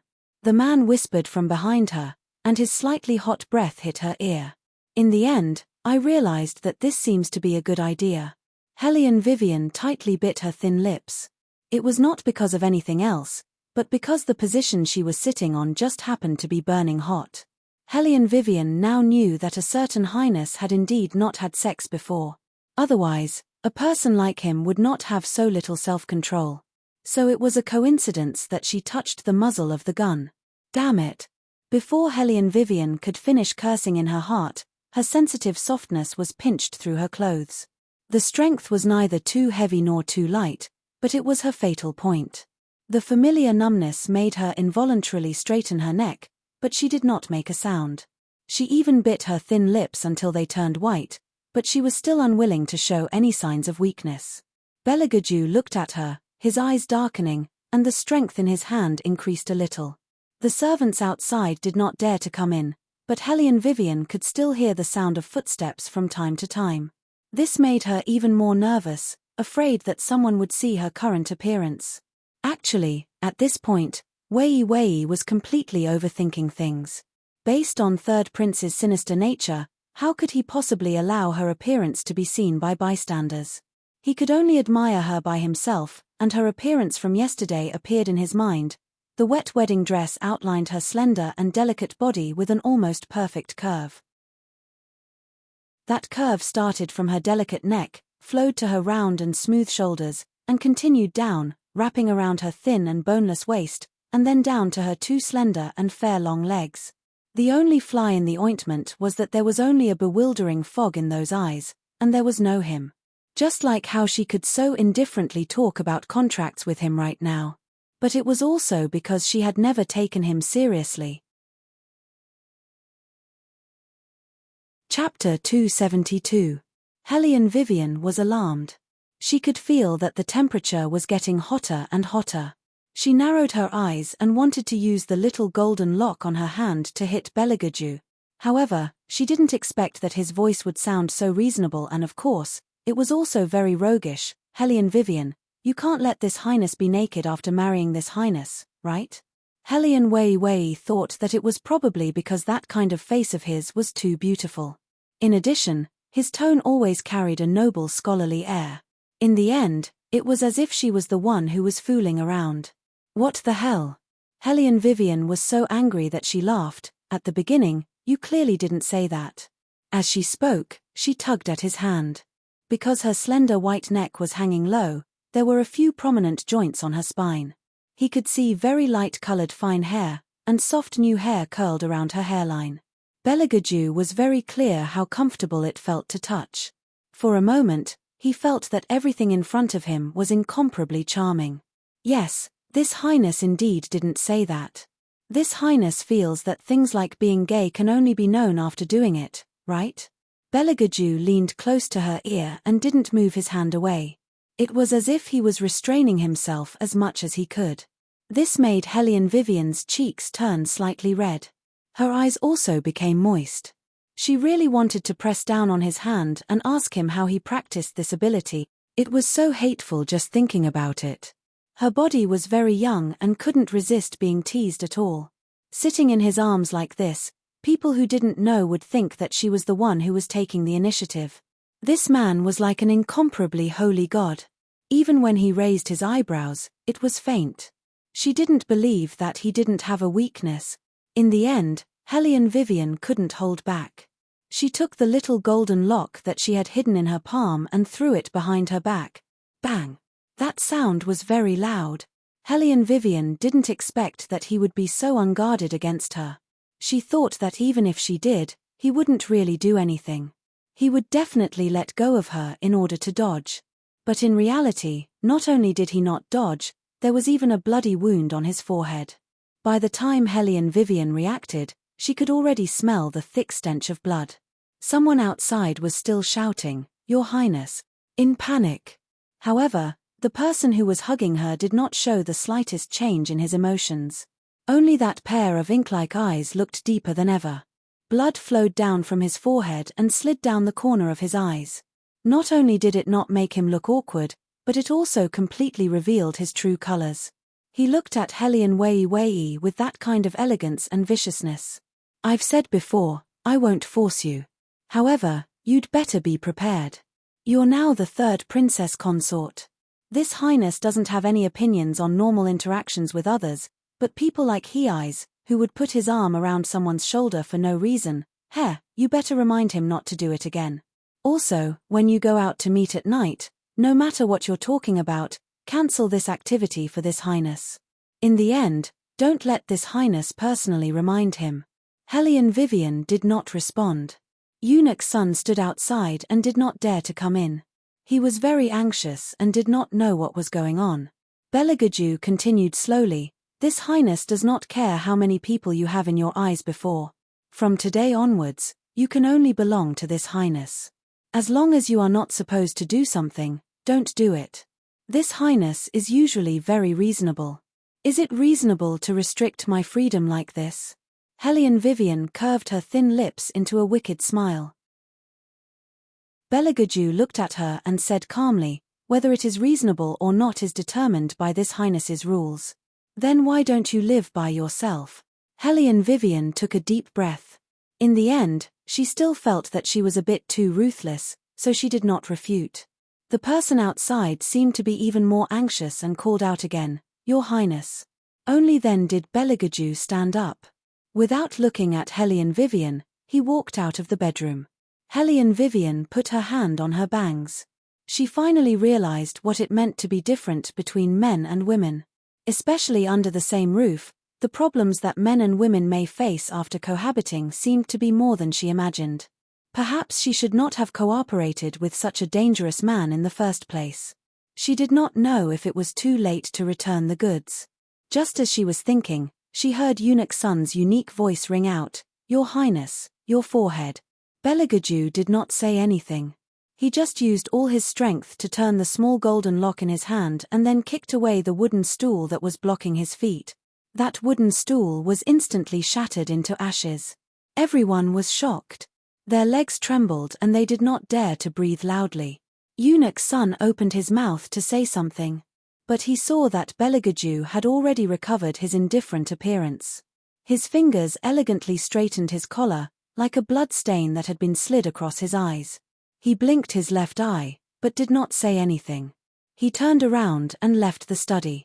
Eunuch Sun followed him, holding a paddle in his hand. "Your Highness, the injury on your forehead." Belegaju took the handkerchief, wiped his fingers, and then threw the handkerchief away. His eyes were as cold as ice.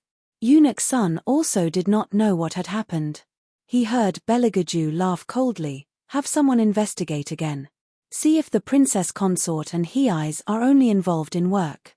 He knew what He Eyes was thinking, but he did not know what she was thinking. But based on her stubbornness and the name she unconsciously called out, it would always make him very uncomfortable. "Yes." Shadow, who was hiding in the night, left in a flash. Eunuch Sun was still worried about his master's injury. He also did not know why the two of them started fighting because of a disagreement. It was just the beginning of the newlyweds' wedding and they already made such a fuss. In the future, the Princess Consort's situation would be even worse. But Eunuch Sun did not know that for Hellion Vivian, who had already arranged her escape route, she did not know what her situation was at all. But Belegaju really made her feel that it was a bit troublesome. If he could be like other men and be a bit more ruthless towards her, she would feel that it would be easy to deal with him. At most, she would be ruthless against ruthless. But until now, she still did not know what he meant. Hellion Vivian could not figure it out. She simply leaned back and pulled the quilt over. Only then did she feel the sleepiness and fatigue that had long been hidden for a long time. It was night. The study was filled with candlelight. There was no need for any exquisite or expensive decorations to give off a mysterious and solemn feeling. Because the man half leaning on the chaise lounge was emitting the aura of a monarch from head to toe, cold, evil, and bloodthirsty. His ink-black hair blended into the night, as if he was born to command the darkness. He shook the glass cup in his hand. Under the candlelight, the red liquid was particularly alluring. Chapter 273. Your Highness. A trembling voice sounded from a dark corner. The man reclining on the chaise lounge narrowed his eyes. He didn't move his gaze away from the glass cup. Instead, he gracefully raised it, put it under his nose and sniffed. The monks looked at each other in dismay. Cold sweat continuously overflowed from their foreheads.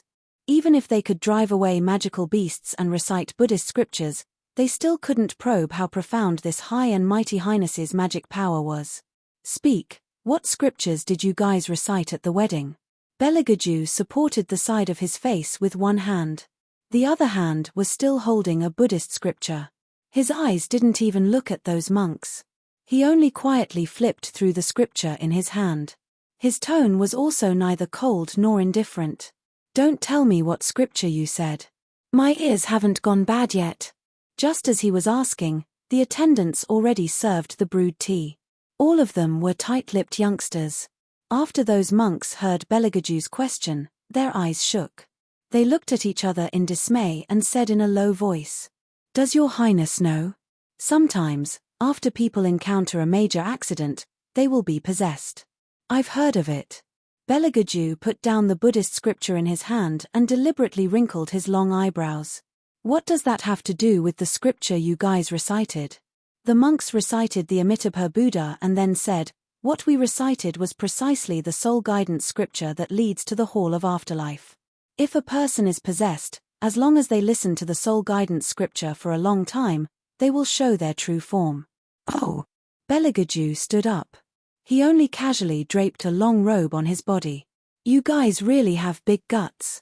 Reciting the soul guidance scripture at my wedding banquet." However, they were monks after all. No matter how high Bailey Joju's status was, they still didn't know how to curry favor with him. They only spoke the truth. "We're doing this for your Highness' sake. We really don't dare to hide it from your Highness. A few of us have received news that Miss Helien's body is very likely to have been possessed. Your Highness should also know that the Empire cannot allow the existence of possessed people. Even the elders have said that it's very likely that they will one day turn into demons and threaten the safety of the common people. It's possible, but I'm not sure yet." Belegaju smiled coldly. "Under uncertain circumstances, you want to make an example out of my princess? Who gave you the guts?" When the monks heard this, their fingers trembled in fear.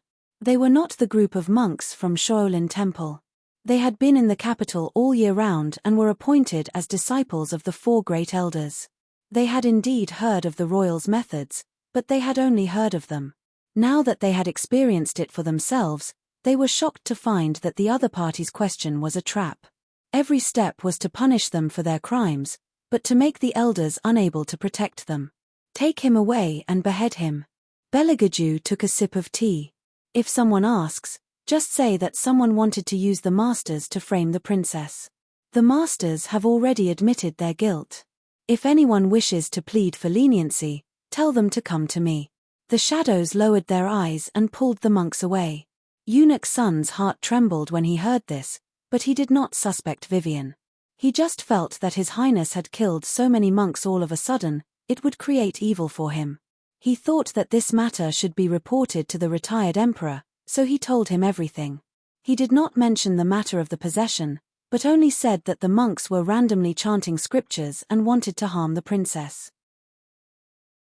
In Eunuch Sun's heart, he was still protecting Hellion Vivian, so he was very clear on what should be said and what should not be said, and what would cause more trouble if he said it. When the retired emperor heard this, he sighed. This child's mind is still so deep. Speaking of which, it was all the fault of this emperor and his incompetent imperial father. Eunuch Sun did not know how to answer, so he could only comfort the retired emperor. The retired emperor does not need to blame yourself too much. The royal is intelligent and has a heart. He will let go of the matter after thinking it through. Old son, that child has suffered. He really can't compare to little Seven. When the retired emperor thought of this, his eyes turned red. A prince has suffered so much. He was betrayed by the person closest to him when he was sensible. Tell me, how can I, as his grandfather, not feel distressed? Even his deceased imperial mother did not hold him much. As long as I think of this, my heart will ache. In the past year, the retired emperor had mentioned his mistakes countless times. It was probably because he was still young at that time and only had power in his eyes, so he neglected a lot of things. At that time, the royal had not developed such a temperament. He was just a little taciturn. At the age of 5 or 6, he was much more sensible than other princes of the same age. He never took the initiative to ask for anything. There were a few shadows following behind his small body. Those shadows were also personally selected by him, so they were not as powerful as they were now. However, the innate coldness and nobility on him could not be erased and could not be concealed.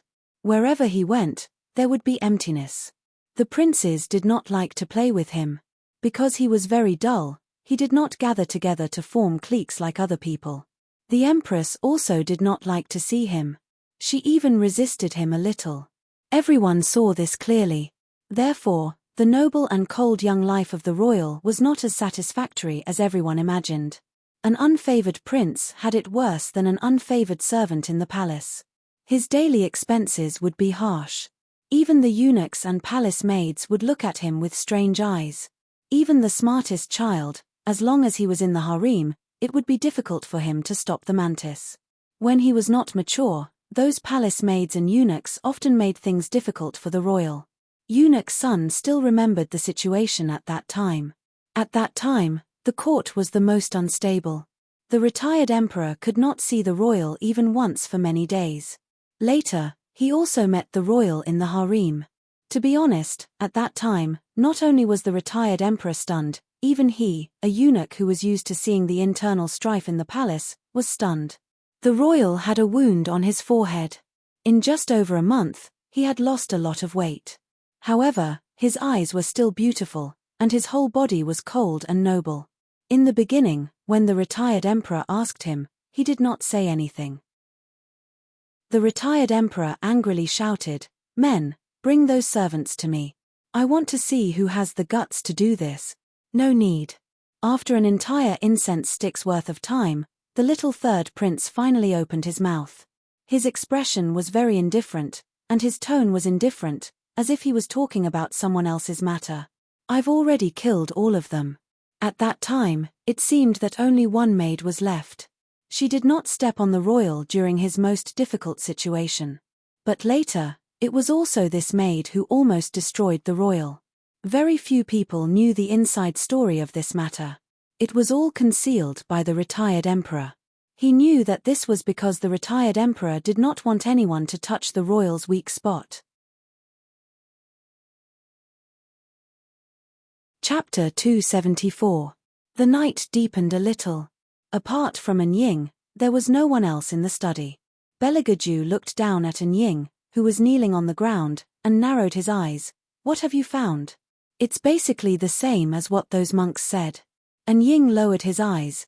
"This subordinate has inquired. Even if a person's mind has recovered, their temperament will not change. But almost overnight, the princess consort seemed to have changed into another person. Not only did she have martial qi, even her daily habits were different. But the strange thing is, this subordinate has investigated and found that it was indeed the princess consort. Because when she fell into the river, her personal nanny was by her side, so there was no time for a fake one to come over. No one knows what happened to the princess consort. This is what this subordinate cannot fathom the most." Beligaju did not speak, but turned the teacup in his hand. No emotion could be seen on his handsome face. Anying raised his eyes to look at his master and continued, "So this subordinate speculates that the princess consort's body is more than 70% likely to have been possessed." When Beligaju heard this, he withdrew his gaze from Anying and said lightly, "There's no need to investigate this matter anymore." Hearing this, Anying was stunned at first, but then he respectfully replied with a yes. He looked at his master's tall back as he lifted the curtain and walked in, thinking about what if the princess consort was really possessed. What should he do? The imperial family would not allow a possessed person to enter the palace. Achoo!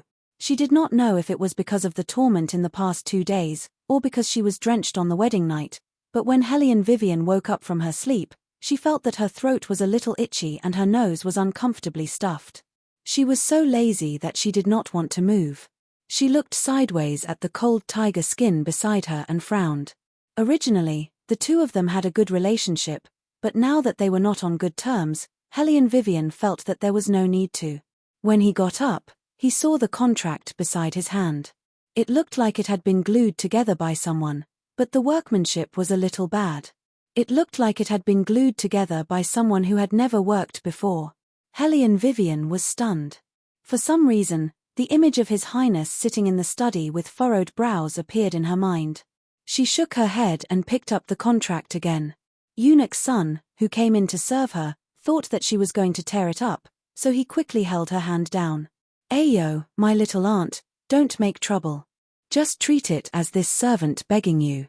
"Did Eunuch's son stick this?" Hellion Vivian raised her eyebrows. Eunuch's son was stunned. "Not our family." "Then, who did it?" Hellion Wei stretched her body. Eunuch's son said, "I don't know, but His Highness said that if you tear it again, he will tear you apart." Hellion Vivian looked at Eunuch's son and jumped down from the bed. She smiled. "He won't say that." This is what Eunuch's son wants to say. Eunuch's son paused and subconsciously asked, "How do you know?" After he said that, he saw Hellion Vivian's smiling eyes. He wanted to bite off his tongue.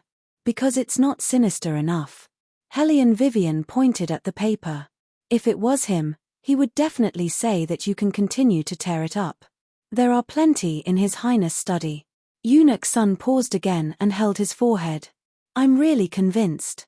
With one word, Hellion Vivian knew that she guessed right. The corners of her mouth curled up and she rinsed her mouth with mint water.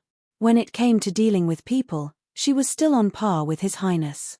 But His Highness also gave the princess a task. Eunuch's son said with a faint smile.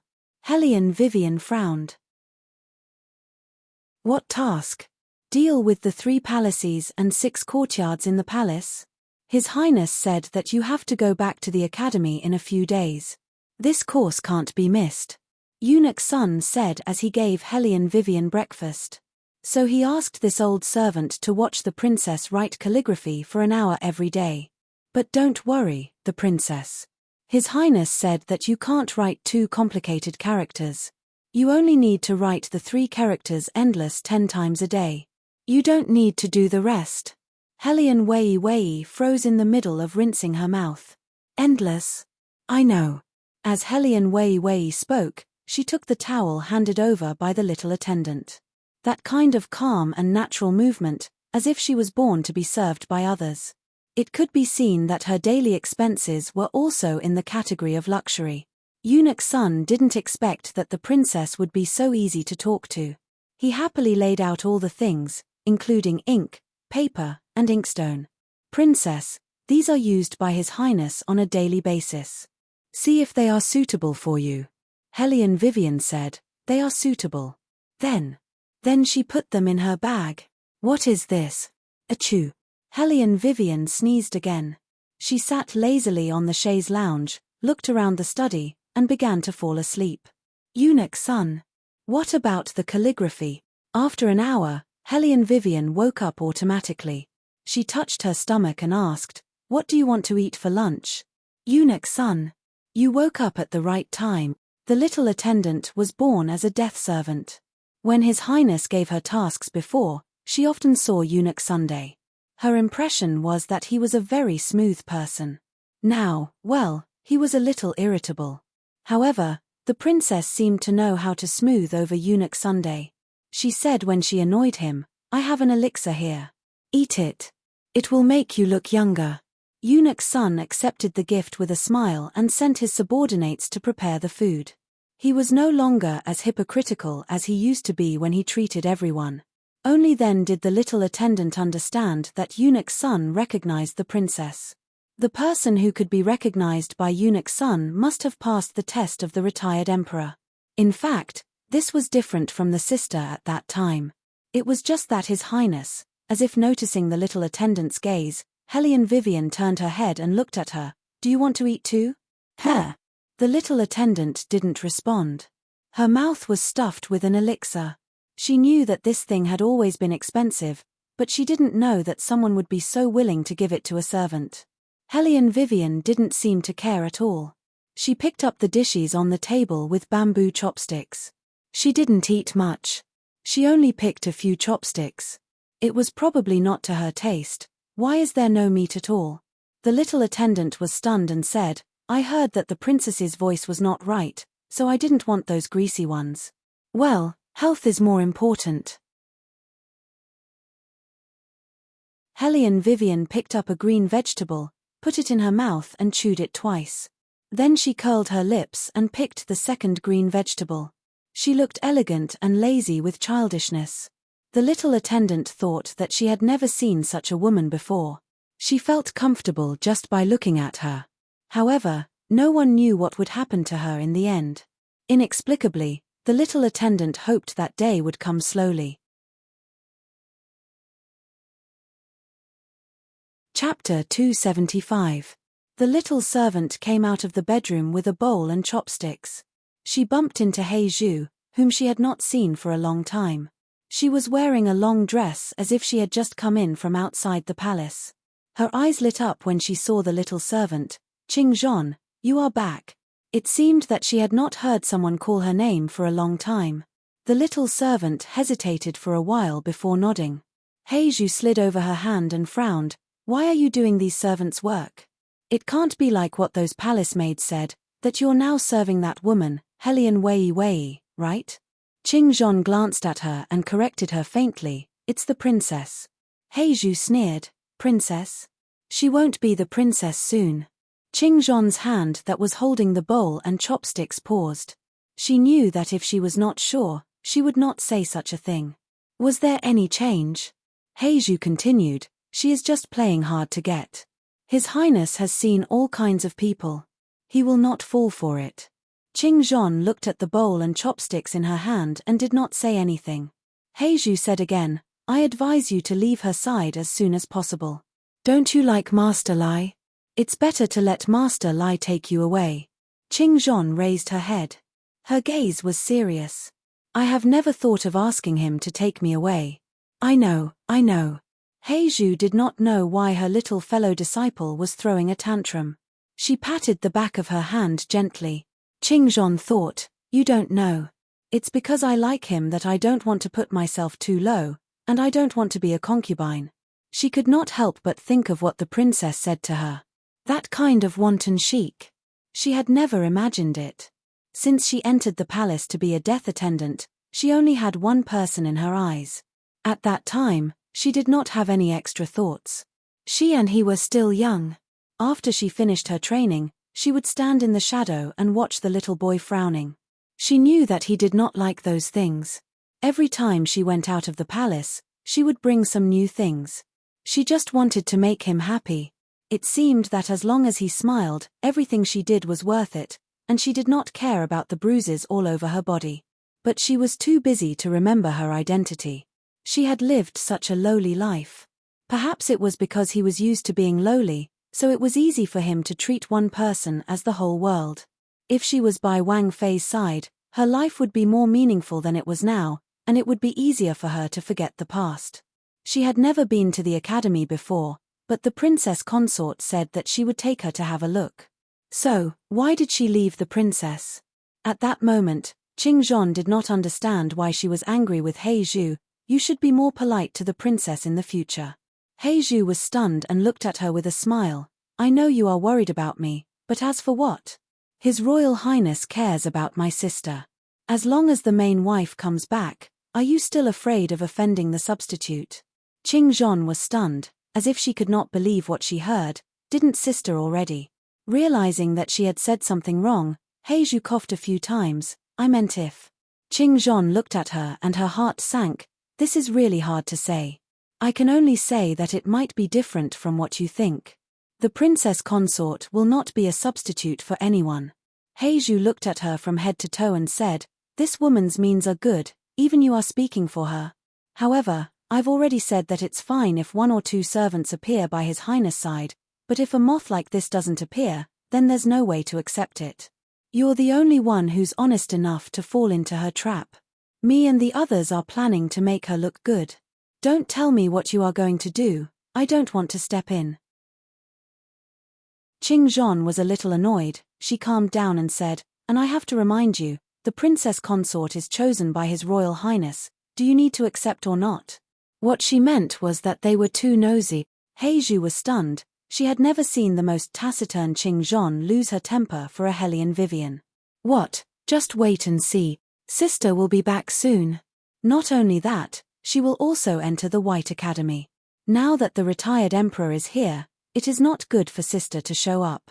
But the White Academy is a place that the retired emperor can't control. When His Royal Highness sees sister, what is the use of this ugly Hellion Vivian? He Zhu laughed. She didn't blame Qingzhon. The child was still young, she didn't know the news that her sister was still alive, otherwise she wouldn't be bewitched by that woman Hellion Vivian. Thinking of this, He Zhu looked at the direction of the bedroom again. She believed that in His Royal Highness' heart, her sister was the most important. Otherwise, it was impossible that he didn't even look at other women for so many years. And how could a woman with that appearance be good enough for His Royal Highness? A toad wants to eat swan meat.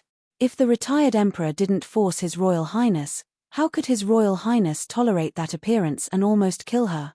He Zhu touched the whip mark on her arm. There was a vicious look in her eyes. She must let that woman Hellion Vivian suffer. The sun was setting in the big bedroom. Hey, woman, you have been indulging in pleasure for 2 days. When are you going to replenish my energy? In the fantasy space, Yuan Ming was very dissatisfied with the current state of his owner. Sure enough, love. It was one of the ways to make humans more stupid. Hellion Vivian looked at him evilly, suddenly curved her thin lips. You already know. No, what? Yuan Ming felt inexplicably guilty under her gaze. Hellion Vivian took the ancient book in her hand and shook it back and forth. I know that my deskmate is the third prince.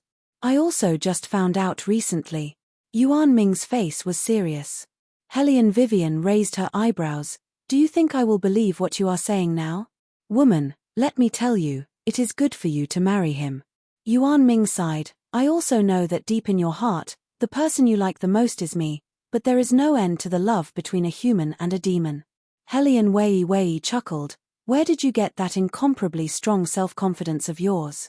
We will discuss this later. Right now we are talking about the problem between you and him. Yuan Ming smiled evilly. If I didn't guess wrong, this third prince is a multi-attribute martial artist. He has every attribute. You are also a manipulative martial artist. If you do it with him a few more times, don't mention wind, at that time you will be able to freely manipulate metal, wood, water, fire, and earth. Hellion Vivian half smiled. Do it a few more times. Don't worry, when you are doing it, I will be in the fantasy space absorbing nutrients. Yuan Ming blinked his charming eyes. Hellion Wei glanced at him and smiled as she picked up the ancient book and shook it a few times with all her might. Yuan Ming dejectedly hid back in the fantasy space. Sometimes, he really couldn't afford to offend his owner. That gaze was enough to make people's hair stand on end. Hellion Vivian had punished Yuan Ming enough. Carefully thinking about his words, it was actually somewhat interesting. In other words, that night, His Highness was only used by her to absorb yang to nourish yin. Chapter 276. Well, there was no pressure at all when she thought about it this way. Hellion Vivian was in a good mood as she glanced at the contract book that was placed in an obvious position. Her lips curled up into a smile. She thought of those overbearing presidents in the modern world who had to appease the other party after using them. She had to follow this pattern. Qing Zhon, Hellion Vivian ordered outside, "We will make barbecue tonight." Qing Zhon paused. "Princess's appetite has improved." "Well, just like that. It's mainly because His Highness likes to eat meat." Hellion Vivian continued to smile. She thought that she could not be more considerate. She was really a qualified overbearing president. Qing Zhon only turned her head away silently. She had been a death attendant in the palace for so many years. It was the first time she heard that His Highness liked to eat meat. Eunuch Sun laughed and said, "You can go and prepare. As the saying goes, to conquer a man's heart, you must conquer that man's stomach." Princess is finally enlightened. Qing Zhon glanced at him and said slowly, "Eunuch Sun, are you sure it's not because Princess likes to eat meat?" Eunuch Sun was speechless. The sun gradually set in the west. Half of the sky was dyed red. The golden and yellow light shone from the horizon, shrouding the entire palace in an intoxicating softness. The delicate and soft afterglow shone in through the curtains that were pulled up. Hellion Vivian hung the iron rack that was used to barbecue meat. Qing Zhon watched at the side. She really did not understand how Miss Hellion had not lived for more than 10 years. She looked like a ruffian no matter how she looked. Well, this might be the special part of their princess. Beligaju had not returned yet. He was probably busy with the imperial court. He didn't seem to like anyone disturbing him. Therefore, there were very few palace maids and eunuchs in the palace. This made Hellion Vivian feel at ease. Originally, she wanted to pay respects to the Empress, but who knew that Eunuch Sun would only say, "No need."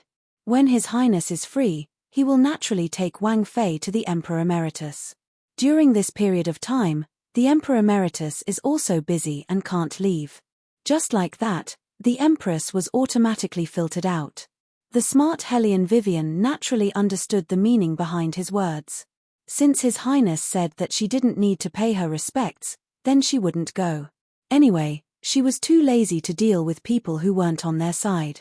She also didn't want to see people from the Murong Manor.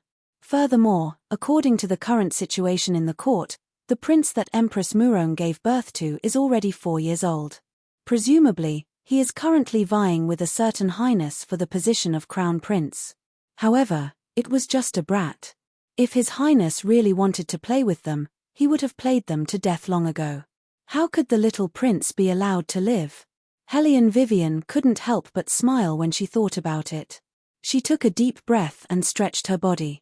Then, she slowly walked into the temporary kitchen and began to tidy up the lamb in her hands. The mutton had to be marinated before the roasted ribs would taste good. Hellion Vivian had always studied food and never mistreated herself. Naturally, her cooking skills were very good. In addition, she was in the palace, so Eunuch Sun could help her get whatever she wanted.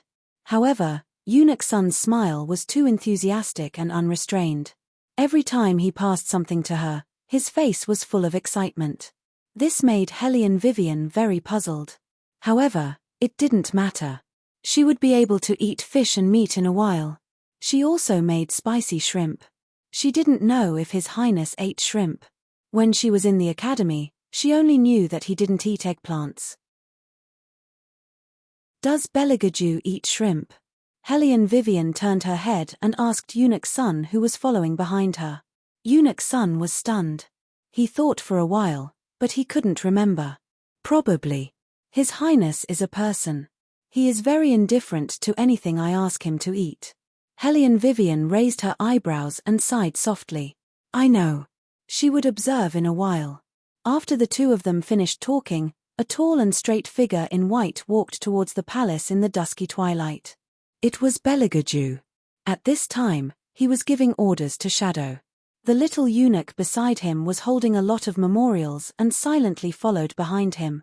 Just as he reached out to loosen his collar, he saw Hellion Vivian coming out with a small iron bowl. When she saw him, she immediately showed a faint smile. You're back.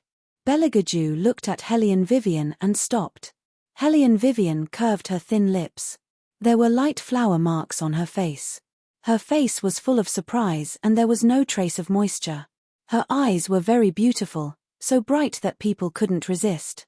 For a moment, Bailey Jiaoju felt that women were indeed a little difficult to understand.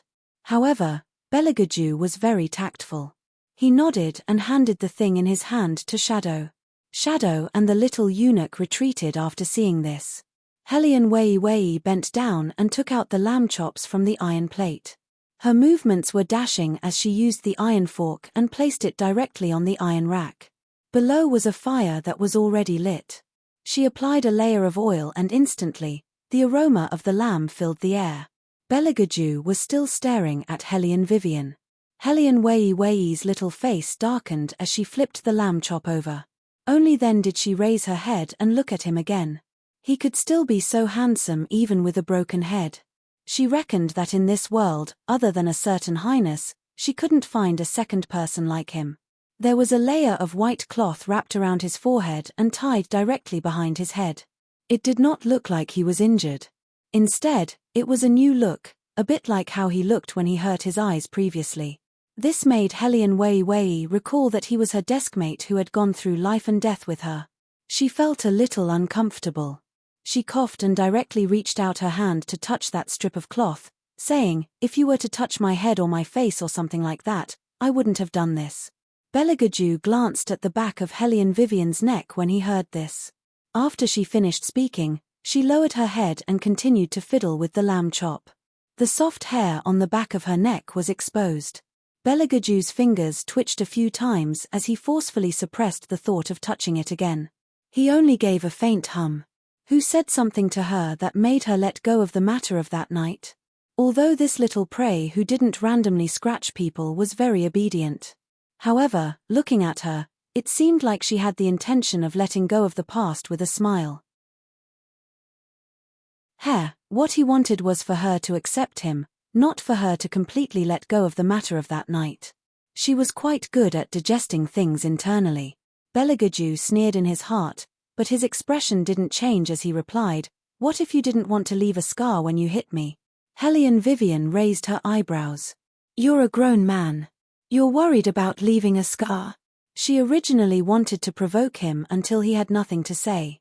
However, she didn't expect that he would calmly reply, what else?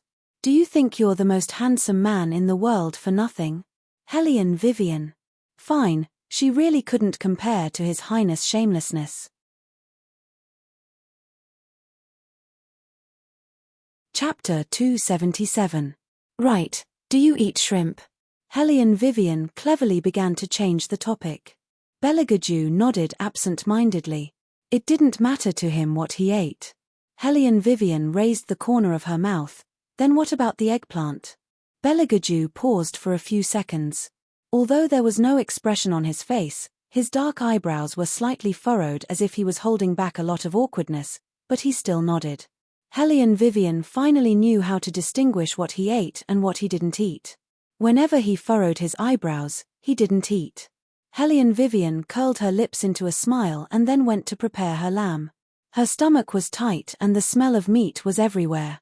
There was lamb chops in the yard and a large pot of spicy shrimp on the small sandalwood table. The bright red chili and the green side dishes complemented each other and were very appetizing. Eunuch Sun had never seen this kind of cooking before and couldn't help but take a few more looks. Hellion Vivian used the bamboo chopsticks to help him scoop a large bowl. She didn't tell him to sit down. She knew that even if she asked, Eunuch Sun would sit down and feel uncomfortable sitting. Eunuch Sun's eyes lit up as he gave half of it to the little brats to try. He said that it was all given by Hellion Vivian so that they would remember Wang Fei's kindness. Hellion Vivian smiled and let them leave. Those who were eating should go eat. When she turned back, a certain highness had already started to peel the shrimp. She originally thought that with his personality, he definitely wouldn't touch these things. Eating shrimp was not a small challenge for a person with misophobia. She originally wanted her to peel it for him. After all, every domineering president had to take care of the other person. This was a killing move. But now it seemed, he didn't need her at all. Why was the royal family so hard to deal with? Hellion Vivian felt a little melancholy. Belegaju's movements were clearly not fast, but in the blink of an eye, he could peel an entire shrimp. The tail and the shrimp were all there, delicate and transparent. Holding it in his white fingers, it was very artistic. Unlike Hellion Vivian, who was usually fast at cooking, she would not peel the prawns unless she had no other choice. She would just put the prawns in her mouth. Probably because he couldn't stand the way she ate, the man frowned and put the peeled prawn on her plate before peeling the second one. Hellion Vivian squinted her eyes and smiled. She thanked him. After eating more than 10 prawns, she found that there were 6 or 7 prawns in front of His Highness. They looked very beautiful. At this time, he wiped his slender hands, picked up the bamboo chopsticks, and ate the prawns one by one. His movements were so graceful that Hellion Vivian grabbed Eunuch Sun, who was serving the wine, and whispered, "What kind of hobby does he have?" Eunuch Sun looked at his master and smiled like a Metria Buddha. "Oh, this is His Highness' habit. He pursues beautiful things, so every time he eats, he has to arrange the food in its most beautiful state before eating." Hellion Vivian. No wonder he bought such a strange bed. His Highness had so many unknown hobbies. However, she also noticed that he liked to eat prawns very much. Because he didn't pick up anything else from just now. She didn't see him take a bite of the lamb chop when she handed it to him. Hellion Vivian thought, fished out a prawn, peeled it, and put it on his plate. She finally found the way to be a domineering president. When Eunuch Sun saw her actions, his face instantly turned pale. He thought that it was over. His Highness would definitely flip the table over with a kick. How dare the Princess Consort use her own chopsticks to pick up food for His Highness? However, what surprised Eunuch Sun was that his master actually ate the prawn without any hesitation. Moreover, he seemed to be in a good mood.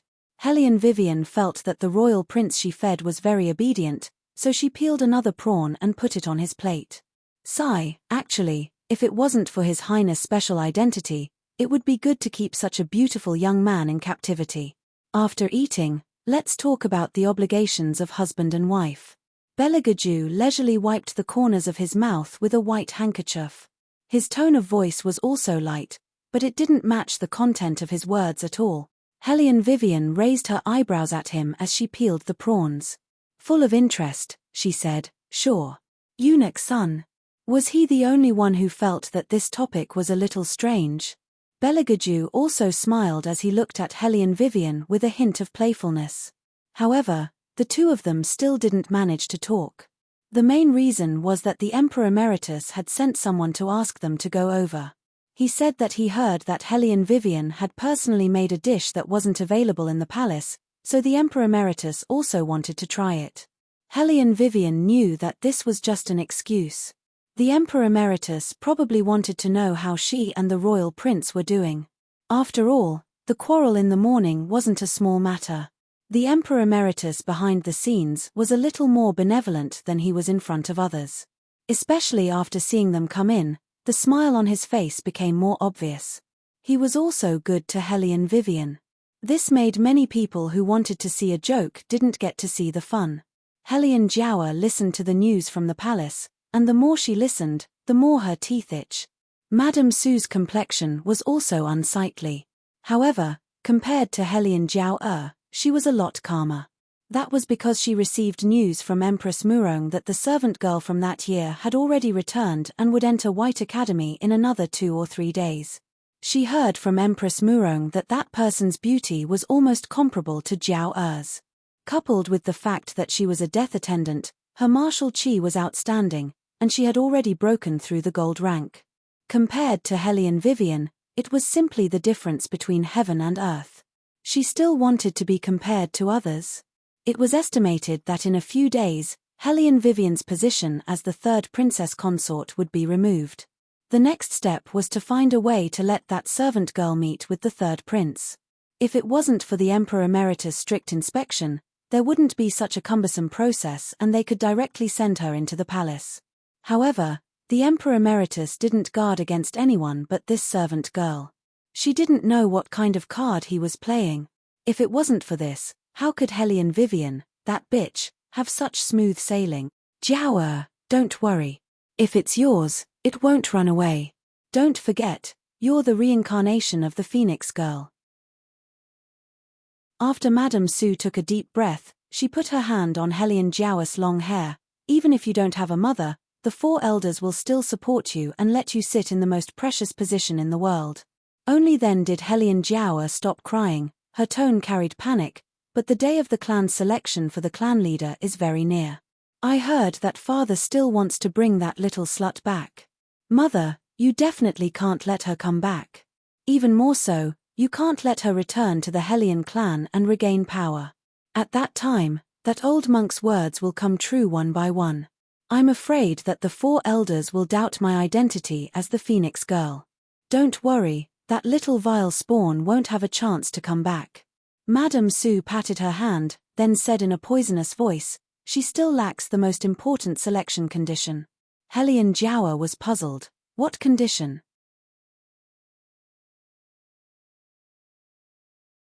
Chapter 278. Back then, there was a hidden army in the general's residence. Your father and I tried to get Helian Vivian's mother to speak a few times in order to get our hands on the hidden army. Who knew that the little bitch's mouth would be as hard as a rock and she wouldn't reveal anything. But one thing is for sure, she had already inherited the hidden army at that time and wanted to drag your father down. However, she was injured at that time, and she was constantly implicated by that little bastard, Helian Wei, so there was no way for her to contact her. Your father and I guessed that in order for the hidden army to appear, there must be an opportunity. In the end, we inquired about a lot of things and finally understood what was going on. In order to truly inherit the Helian family, one must have outstanding martial qi, and 2, be personally acknowledged by the hidden army. However, the hidden army only recognized talismans and not people. Once you have the army of God, not only would you be able to inherit the Helian family, even the imperial family would have to be wary of you. The army of God was made up of the elites of the elites. Although they were not as skilled as the battle dragon army, they were better at marching and assassinating. They were the best mercenaries in the world, and no one could surpass them. However, ever since old Master Helian died, no one knows where that talisman went. Helian Jiao hurriedly interrupted Su Yang Mo. What about Helian Vivian's mother? She must know where the general's residence is. She did know, but she didn't say anything until she died. At the thought of this, Su Yang Mo gritted her teeth in hatred. However, it doesn't matter. In another 3 months, if General Zhong's residence still doesn't appear, the hidden army will automatically appear and recognize your father as their leader. This is the rule of the Helian family. When Helian Jiao heard this, she let out a sigh of relief. In other words, no matter what that slut does, she'll only gain fame at most. She'll still end up with nothing. Don't even think about getting a single cent from my defense division. Of course, even the imperial family can't interfere in the family's affairs. No matter how famous she is, it's just a decoration. Su Yang Mo stroked the Helian Jiao's hair and said viciously, after so many years of searching for this Zhong family mansion, your father and I are tired of it. I reckon that in a month's time, the hidden army will be here. It seems that the courtyard is no longer useful. Men, burn that abandoned room in the east courtyard, so that it won't be an eyesore. Yes. The martial attendants accepted the order and retreated. Helion Jiawa broke into a smile. But mother, on the day of the wedding, Helion Vivian didn't show any abnormality at all. Could it be that she really wasn't possessed? She just suddenly became smarter. Not necessarily. Su Yang Mo narrowed her eyes. At that time, the fire Chelin appeared as the third prince's holy body and interrupted the chanting of the masters. The fire Chelin was a divine beast. Once it came, no scripture would work. Mother will continue to investigate this matter, but the master's actions seem to have angered the third prince, so it's not convenient for us to do anything now. Helion Jiawa pursed her thin lips. That's because His Highness doesn't know that Helion Vivian has been possessed. If His Highness knew, he would definitely be on guard against her. Don't worry, when that servant girl appears, Helion Vivian will become a piece of trash that no one wants. When that time comes, Mother will let her have a taste of what it means to be discredited. Su Yang Mo exchanged a few more words with the Helion Jiawa. When she went out again, she saw Helion Mai looking at her. Her eyes seemed to be full of resentment, but it also seemed like there was nothing. She only said softly, "Mother, I'm also your daughter. Why does second sister not have to marry, but I have to?" When Madame Su heard her words, she became angry. "You still dare to say that? If you didn't provoke Huaiyan, would there be such a big mess? You implicated your sister and made her suffer with you. It was not easy for me to cancel this marriage. How many connections did I pull? Your grandfather's old face is about to be lost because of you." Helion Mai clenched her fists. She clearly knew that the tea was poisonous, but she still made me drink it. "Mother, I don't have any martial qi in my body now. Who caused this? It's her." "What do you mean I implicated her and made her suffer with me? Her mind is much more vicious than mine. She even dared to murder her own sister." "Don't talk about this anymore." Madame Su sighed. "Listen to me. Even if you marry, I won't let you suffer." Helion Mai did not speak. Madame Su ordered the people at the side, "Hurry up and help the third miss back to her room. Tomorrow is the wedding day.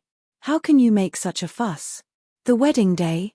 Helion Mai looked at Madame Su's back unwillingly. She did not dare to believe that her mother would really not care about her. Not only that, but she was also so obviously biased. Marrying a castrated man, she could almost predict how miserable her life would be in the future. In addition, her father had always only valued the daughter who could bring him benefits. Now she had become the joke of the entire capital. When she really married, they would only throw her away like a useless chess piece. Since she was already living in hell, it was better to drag them in together with her. Helion Mai lowered her head and smiled gloomily.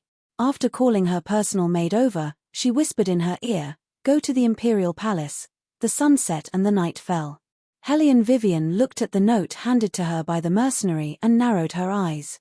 Yuan Ming also saw the words on the note and smiled wickedly. "Woman, how do you know that your third sister would definitely send you a message? She used to want to beat you up whenever she saw you." During the weapons competition, her hatred for Helion Jiawa was even deeper than mine. Helion Vivian smiled and raised her hand to bring the note to the candlelight. Her voice was calm. "The enemy of my enemy is my friend. This principle applies everywhere." Moreover, Su Yang Mo and Helion Guang Yarrow treated Helion Mai and Helion Jiawa so differently. After so many years, Helion Mai had endured enough. It was not impossible for her to explode all of a sudden. "Yuan Ming, don't underestimate the viciousness of women." Yuan Ming curved his thin lips. "Like you? Just like me." Helion Wei dusted her sleeves unhurriedly. She had never been a good person. However, why did the name of the hidden army sound so familiar? Helion Vivian frowned. An intense pain came from her temples and she could not help but raise her hand and press on her forehead. "Woman, what happened to you? Why is your breath so messy?" Yuan Ming's worried voice sounded. Helion Vivian waved her hand, her lips slightly pale. "It's probably because of the cold. I'll be fine after a nap. Help me keep a lookout. Wake me up when the third prince returns." "Okay." Yuan Ming looked at her appearance and slowly lowered his eyes. Was it his misconception? Why did he feel that there was another soul hidden in this body at that moment?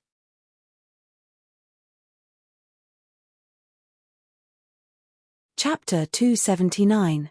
Third. Raindrops hit the bronze wooden windows of the palace. It was unknown why the sky suddenly turned gloomy.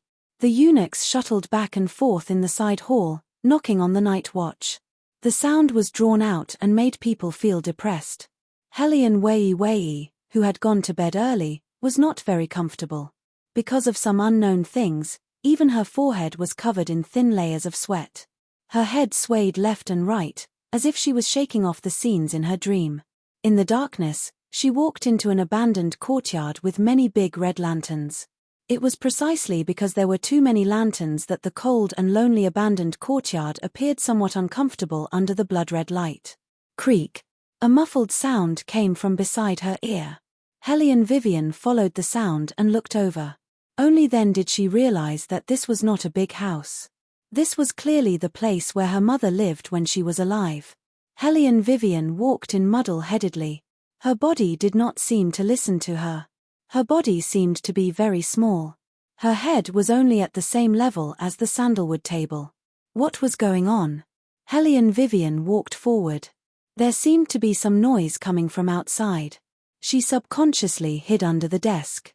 She wanted to wait for her mother to come in and play hide-and-seek with her. Play hide-and-seek? Hellion Vivian frowned. What kind of childish thought was this? Wait, there seemed to be something wrong. This was because she saw Hellion Nau walk in and put something into a wooden box with a hurried expression. Wasn't that the wooden box that contained the ancient book? Hellion Wei furrowed her thick brows. She looked at Hellion Nau's lips again. There was a trace of black and purple in the pale white. This was clearly a sign of poisoning.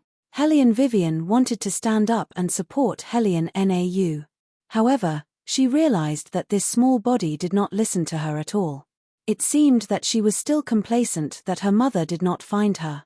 Hellion Vivian finally knew what was going on. This was not a dream.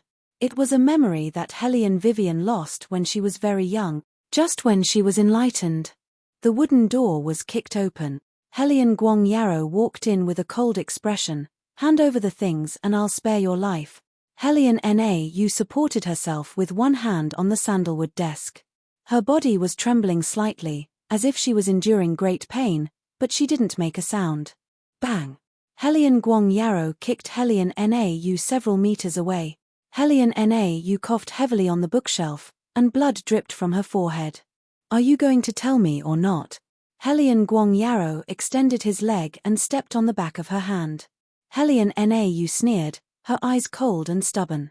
Hellion Yarrow's breathing became sluggish after being stared at like that. What kind of gaze is that? Are you looking down on me? Do you think the current general's residence is still the general's residence of the past? Don't be naive. Once the old man is dead, you're nothing. As he spoke, he pinched Hellion Nau's chin. What I hate the most is your gaze. It's as if everything I have now was given to me by your Hellion family. Now that the old man is finally dead, I don't have to be treated as a son-in-law who married into the family. Hellion Nau laughed, as cold as white roses. That's why great kindness turned into enmity. Father was good to you, but you wholeheartedly hoped that father would die sooner. Hellion Yarrow, you don't deserve to be a human. Bang! Hellion Yarrow kicked her again. Hellion Nau's face was bleeding, and she fell hard beside the desk. Little Hellion Vivian was hiding there, her fingers were stiff and full of fear. Hellion Nau saw her, and her ink-like pupils contracted tightly. Then, she looked back at Hellion Yarrow. Then, as if she was risking her life, she reached out her hand and pulled the bookshelf hard. The books on top fell down one by one with a bang sound, burying Hellion Wei in the middle of the books. Little Hellion Vivian's hands and feet curled into a ball. She wanted to speak, but Hellion Nau glanced at her. She could only cover her mouth, and big drops of tears fell from her eyes. Mother! Sister, why are you in such a sorry state? You don't look like the queen of the capital's circle at all. Who was talking? Hellion Vivian wanted to take a closer look, but she realized that there was only darkness in front of her. She couldn't see anything at all. You're obviously a tomboy, but you have a beautiful face. Even the Emperor can't forget you. Sister, you're really capable. It's a pity that you don't even know how to be a wife. Alright, Sister Su, I'll leave this to you. Do it cleanly. Then, that person left. Only then did Su Yang Mo crouch down and let out a wanton laugh. Do you know why you lost? You're too full of yourself. Do you really think that men like cold people like you? They're just using you. Am I right, old master? Of course, she's just a piece of wood. How can she be compared to you? Helian Guang Yarrow reached out and hugged Su Yang Mo tightly in his arms. Su Yang Mo's delicate voice rang out in a crisp and clear voice. From the beginning to the end, Helian Na, you just laid there and watched this scene quietly. The light in her eyes gradually disappeared, as brief as the most charming meteor streaking across the sky. Helian Vivian knew that at that moment, Helian Na cried. She looked at the little Helian Vivian and opened her mouth silently. Her pale thin lips didn't have a trace of blood. She said, Vivian, live on. You must live on. Not knowing if it was because of the connection between the body and the hand, Helian Vivian bit her own hand tightly. It seemed that only by doing this could she remember the hatred in her mind. Wait a minute, old master, I think she's dead. Su Yang Mo was still pretending to lie under Helian Guang Yarrow, but when she saw that Helian Na was not moving, she suddenly shouted. Helian Guang Yarrow hurriedly pulled on his belt, his face revealing a flustered fear. Although old master Helian isn't here, that group of Helian family's death warriors are still here. If they know that I killed Helian Na, they'll definitely fight me to the death. What should I say when the time comes? Damn it, how did she die? Old master. Su Yang Mo grabbed Helian Guang Yarrow's hand and said softly, if it were up to me, it would be better if she died. This way, the Helian family can truly belong to us. But if she died like this, it's impossible that the retired emperor won't ask. When the time comes and he really sends someone down and finds out that it was me who did it, everything will be over for me. Hearing that, Su Yang Mo smiled viciously. Isn't that simple? How she died is still up to us. She was originally injured and dragged on for such a long time. It's not impossible that her illness hasn't been treated for a long time. We just have to spread this news and everything can be covered up. Illness hasn't been treated for a long time? Helian Guang Yarrow frowned. This woman has always been competitive. She could survive even when she was injured. I'm afraid no one will believe such an excuse. Chapter 280. What if she's jealous of me? Su Yang Mo curled her lips, her eyes filled with venom. Don't worry, she doesn't fit in. She only knows how to play with her military strategies and swords all day long. The ladies in the capital have long been sick of her. Plus, she didn't even show up on our wedding day. I've already told my sisters that she has a strange temperament and can't tolerate me at all. She's suspicious and jealous, and her heart is as small as a needle. It's not strange for such a woman to die from her own jealousy, don't you think so, old master? Why didn't I think of this? Helian Guang Yarrow enjoyed it very much and hugged Su Yang Mo affectionately. You're really my lucky star.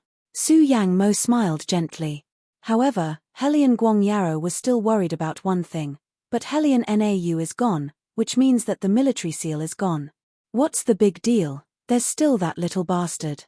Su Yang Mo comforted Helian Guang Yarrow softly and patted his chest with her small hand. It could be said that she was considerate of everything. As long as she's here, you can always hold the power of the Helian family for her. She's your daughter, it's only right for a father to hold the power for his daughter. So that's how it is, so that's what they were planning. Helian Vivian seemed to have been pulled away. She looked at the little body that was vaguely running a high fever. She was probably frightened, after all, she was still young. Faintly, she heard someone's voice through Helian Vivian's ears. That voice was a little deep, like the cry of an owl, which made people feel very uncomfortable. The blood of the Helian family is better than elixirs to replenish qi. Drain this woman's blood and let your daughter drink it, it will definitely be useful in the future. Yes, Su Yang Mo answered happily. Hellion Vivian's arms went limp and she leaned over to lie under the empty pile of books. When she woke up again, she had forgotten everything. Children in their 50s and 60s, after encountering extremely terrifying things, would indeed seal their true memories and replace them with another vague memory. However, Hellion Vivian thought that if it was her, she would not forget. She would remember it forever. These people's faces. These people's voices. Then. Let them pay with blood. It was just like when Elder Tang had asked her why she wanted to join the Tang sect. For revenge, she said. Elder Tang looked at her and shook his head. However, young Master Tang asked her to stay. When she couldn't see the light and almost gave up. He gave her her only hope. She asked the noble young master who was in his own world, tapping on a notebook with one hand and piling up blocks with the other. Why did you leave me here? If I join the Tang sect for revenge, I won't be a good person in the future. He didn't look up, only holding the blocks in his hand.